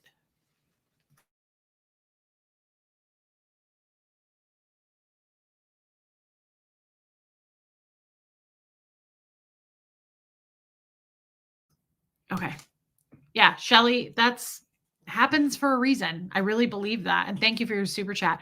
Honored to be here. Thank you. I am too. Guys, I'm not kidding. West Coast Fancy Nancy, thank you for being here. It means I really wanted you guys to be here. Like I really wanted to rush to tell you guys this. It took me a minute to process it, and I wish I could have done an earlier stream, but Hux and I had to run errands all day for the school week. I had to get his groceries and stuff. Love you all. I have to go back and watch. Please do, Yorkie Mom. I think you would find this, just because, again, you're a member of my family and you've been with me forever and you know the story. I hope that you do. And I know you're busy now with your job, but thank you for being a member, and I love you, Pam. Reese, you definitely have an army behind. We all have your back. I know you do, Trixie. I know you do. The address I lived at was 3444. There you go. Absolutely. We're going to need a spa day eventually, party of 3 sisters. Wouldn't that be amazing? Sam is probably the only person in the world that understands where you came from. Yes. It's like talking to the ex-Scientology field of people. As much as I don't do it anymore, I don't ever tear them down or feel anything other than love for them, because we all speak the same language and we all came from the same horrible place. And so I give them extra grace. I really do. Angie Mo. Yeah, Mandy Albert, of course. Muffet Lou. My most favorite stream yet. Wow. That's a lot, Angie Mo. Thank you for saying that. Thank you for saying that. And thank you for the super chat. I'm glad you came back today too. Thank you for being here. I really hope Sam sees all of the beautiful messages sent to her from us and that she feels welcome to our family. I hope so too. I really hope that's the case. It would be amazing if Sam became a part of this chat. Just like Wanda, like we've welcomed her in. How she would be so loved here. You guys would be so open and welcome. I know my family, and I know you guys would be. Reese, this was my favorite of all your sharings of the last 2 years. Bo Beats, that's saying a lot. I have to be honest, it's in my top 3. The God one I did a couple weeks ago was my favorite. I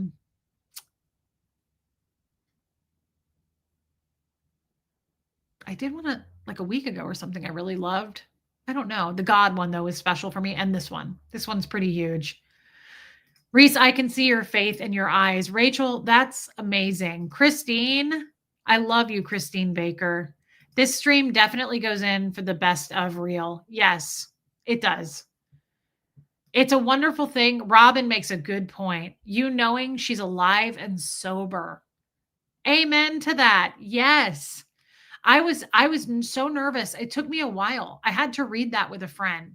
It took me a while to read that email. I was so scared that I was going to get some really bad news. I thought, "Oh my god, my dad died." Even though like we don't like my dad, I don't want to know he's dead. Like I don't want to hear some terrible news even if it's about the man that abused me the most in my life. I don't want harm on anyone. Right. So I was like, oh God, like what if something happened to my niece? I just thought, oh God, I was so scared to read it. And I read it with my best friend last night. And we just bawled through it. Alicia, you deserve all the love and beauty that's unfolding in your life. Over the moon about this. Thank you for sharing this with us. I love you. I love you. Alicia, I love you so much. And when I saw your name here, when I was doing roll call, I thought, thank God. Okay, Alicia's here. There's so many of you that I mean, I was driving home thinking I really hope.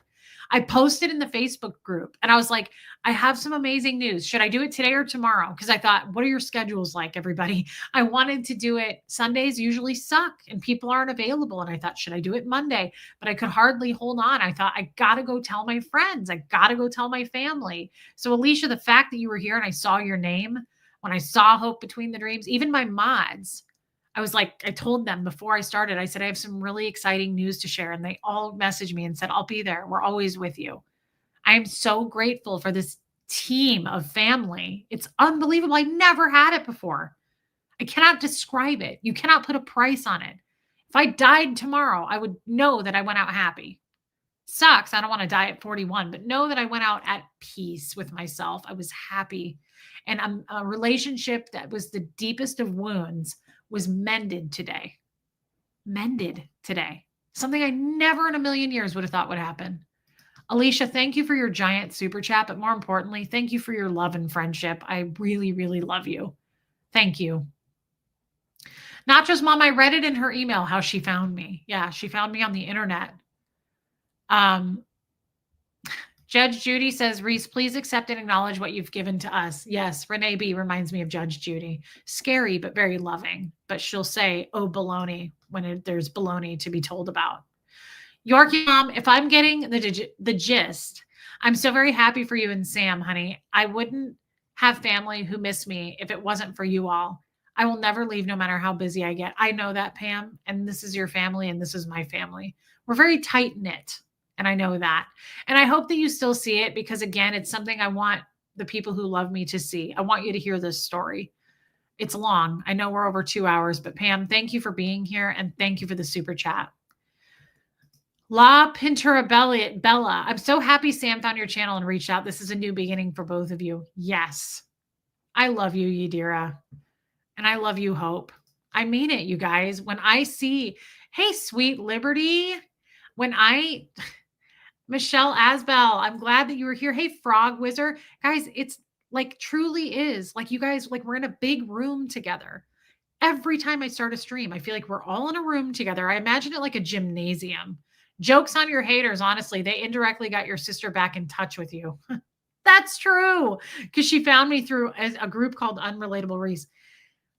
It's okay, Frog Wizard. I'm just glad you're here. I truly feel like it's like a gymnasium with like bleachers. And I feel like we're just like all around and everybody, like all of our people come in. And then when a new person comes in, we all get excited and we welcome them. Or when a lurker jumps up and they're like, I haven't talked in 2 years, but hello, I've been here the whole time. I'm like, what? It blows my mind.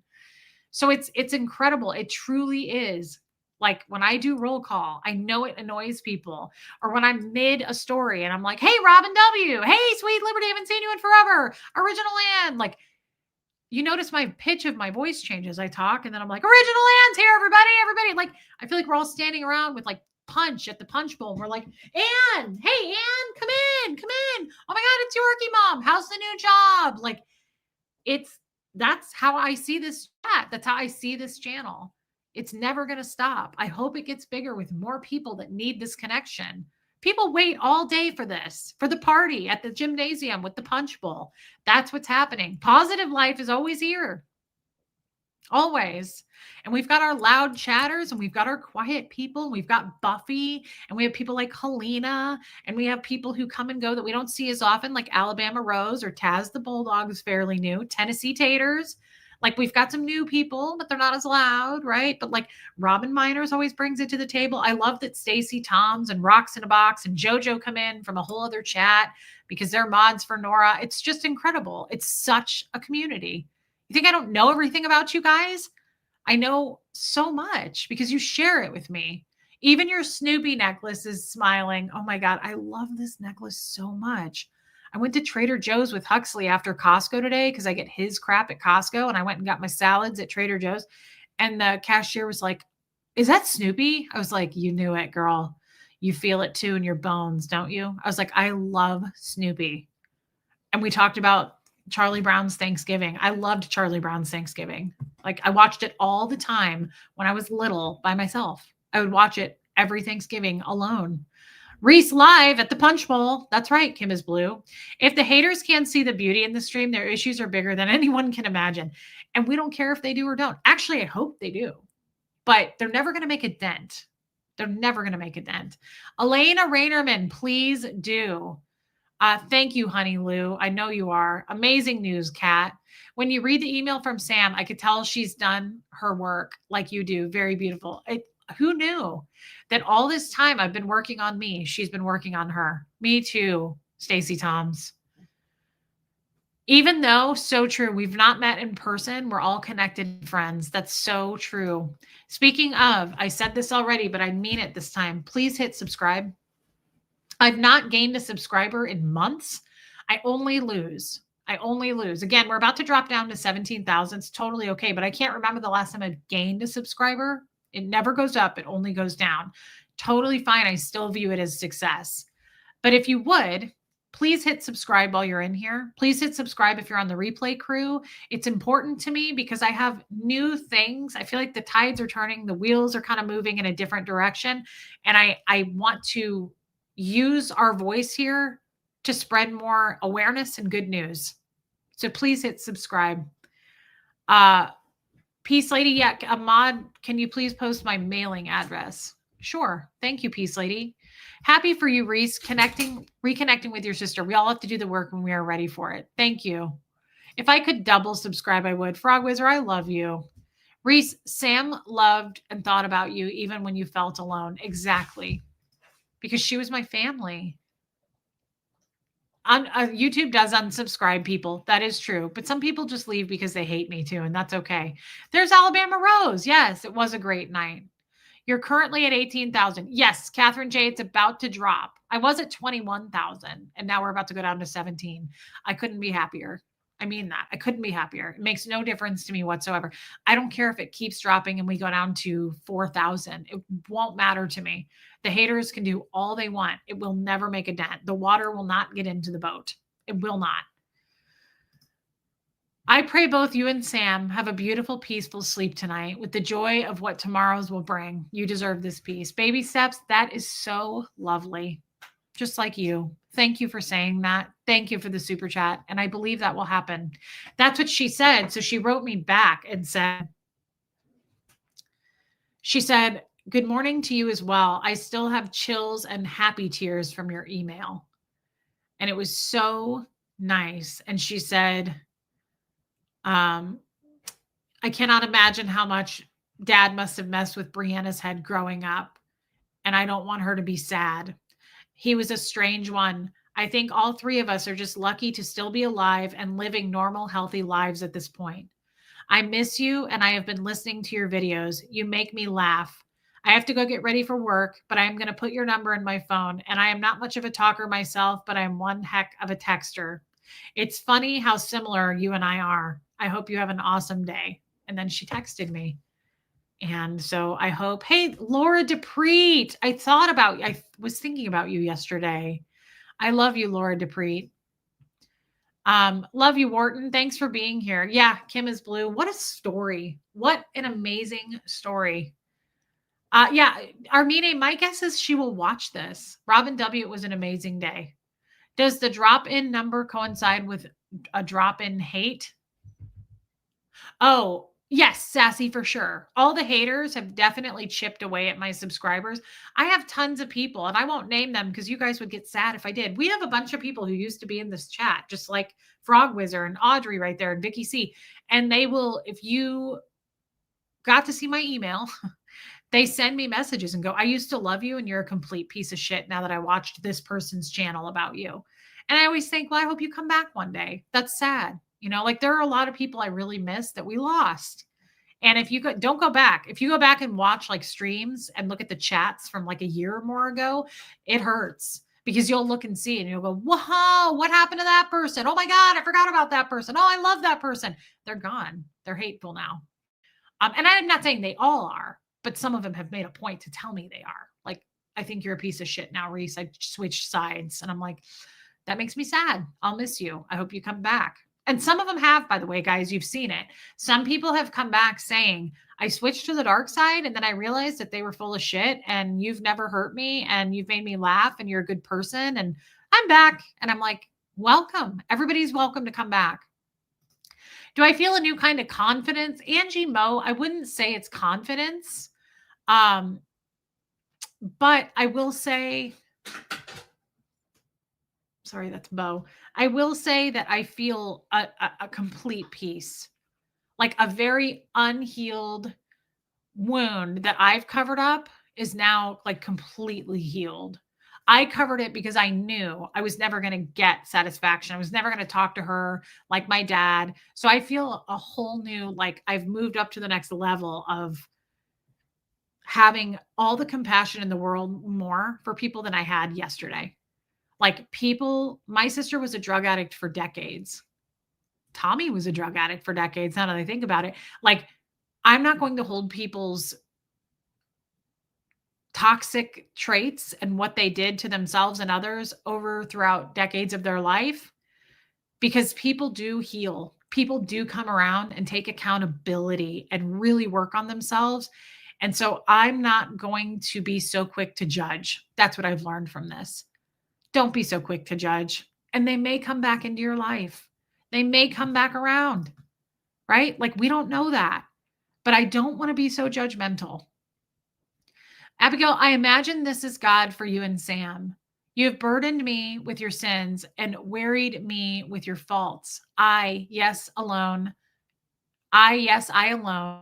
will blot out your sins for my own sake and will never think of them again. Wow. Old Testament. That's a powerful one. Abigail, that's very fitting and that's deep. I like that one. That one's not as on the surface. That one's deep. Thank you for your super chat, Abigail. Thank you still for being here. They call me a Reese simp. Well, I feel like they could do better than that, but every time they attack, I'm like, that's it? I expected that to be so much more impactful. Like, this is not what I expect on the resume of a supreme hater. Like, whenever they attack, I'm like, this is your resume? I expected more out of you, honestly. A Reese simp? What about just unrelatable Reese? Like, can we do better than that? I don't know. I'm not asking for them to attack me more, but even if they do, it won't make a dent. It just won't.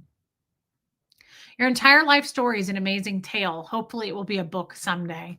Someday I'd like to do that. It's a, what would you call that? Like a bucket list thing for me, baby steps. I feel like I've just been doing all this healing for now, and maybe I can wrap my mind around that at some point. But I've always said to you guys, I'm embarrassed about my education, lack thereof, and I don't think that I'm would be good at being a writer. I'm verbally good. I'm a verbal processor, but I don't feel the confidence to be able to do that. But one day it's on my list and I would like to be able to do it. So thank you for that vote of confidence, baby steps.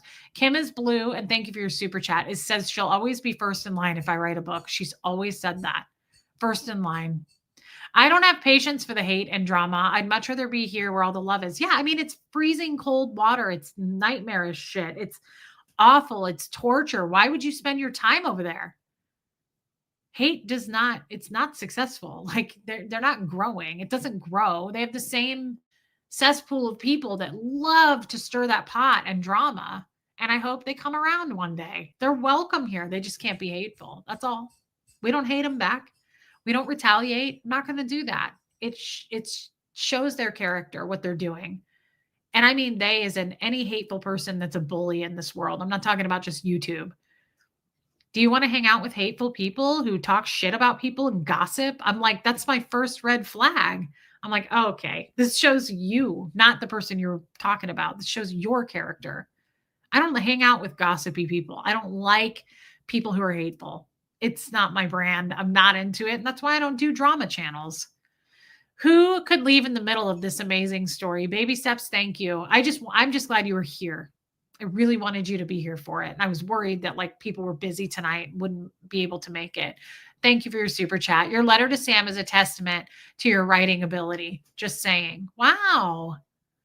Well, maybe someday I will, guys. I really would like to. I'd like to put it all into a book someday. And it's nice to know that some of you would be there to buy the book or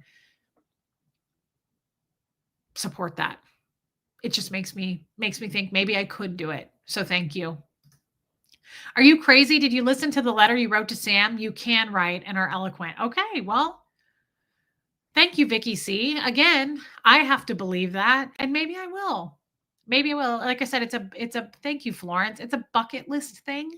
But for now, I just really enjoy my channel. I really enjoy verbally, like a verbal journal with you guys, and this seems to work the best. Audrey prefers Reese the musical. I get that.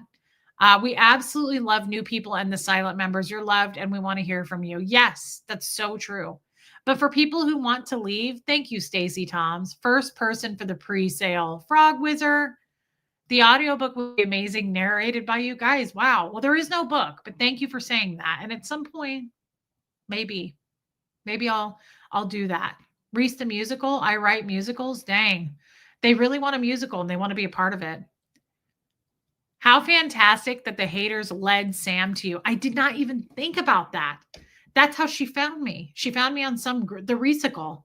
She found me on some group called Unrelatable Reese. And again, they're so full of all these original thoughts. Like, I don't know. I think I would have put more thought into that.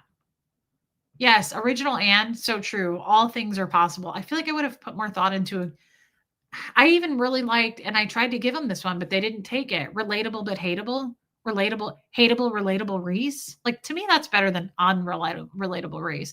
Maybe if they're watching, they could switch it to that. Like maybe like twice a year, switch it up. I think relatable Reese is better. Has it flows off the tongue nicer, just has more of a ring to it. Unrelatable Reese kind of is feels choppy. You know, when you go into a house that you're looking at buying and you're like, oh God, no, I wanted an open floor plan. And it's like chopped up and there's hallways everywhere. And you're like, oh my God, is that Satan behind that door? Like everything's dark. No, like that's what unrelatable Reese feels like. I'm like, I want more of an open, like I want to see more light and windows. This feels choppy to me. Like next home, please. Like I think it should be relatable Reese. That flows nicer. It's more fun. Maybe they'll change it for us. Anyone who hates Reese is probably jealous. That could be. It could be. Since I'm not working, I should write our musical. You should do that while you're in Thailand. If you would please just jot that down. Your current apartment. Yeah, I hate a house that's like chopped up and like every room is like you got to go down dark hallways. It's frightening. They devote their time to hate, not creativity. I forgot. You're right. Yeah. Um, shoot for the stars. I'm seeing a trilogy in your future. Book tours, meetups, interviews on the Today Show. Good Morning America. Holy shit. Debbie Zito is on a roll tonight. Wow, Deb. But this is why she's my friend. You got to have friends that are full of spark like her. And she is. Even though she's 4 feet tall, she's zesty and she'll give it to you every time. Don't give them too much credit, Reese. They're not that creative, hence unrelatable, Reese. It just puts me to sleep, Abigail. It's boring. Hurt people do hurt others. Yeah, that is such an affirming situation. I love it that this happened for both of you and Sam. I do too. I do too. What a wonderful ending. Um, no, but Joe Virus, I wish that you would have been here. I really wish you would have been here. We're gonna need a book reading in Clearwater. Okay. You're starting rumors, Kim is blue, but I love you for that, girl. Who gets to do roll call for Resicle? I don't know. We have to get a whole group together. Hey, Karen Schnack. I know, Joe. I'm getting ready to sign off, but it was some people are saying it's the best stream they'd ever seen. It was some amazing news, Joe. It does, Bo Beats. It does. I agree with that. Guys, this was incredible. I will be back tomorrow. Stay tuned. I think there's going to be so much more.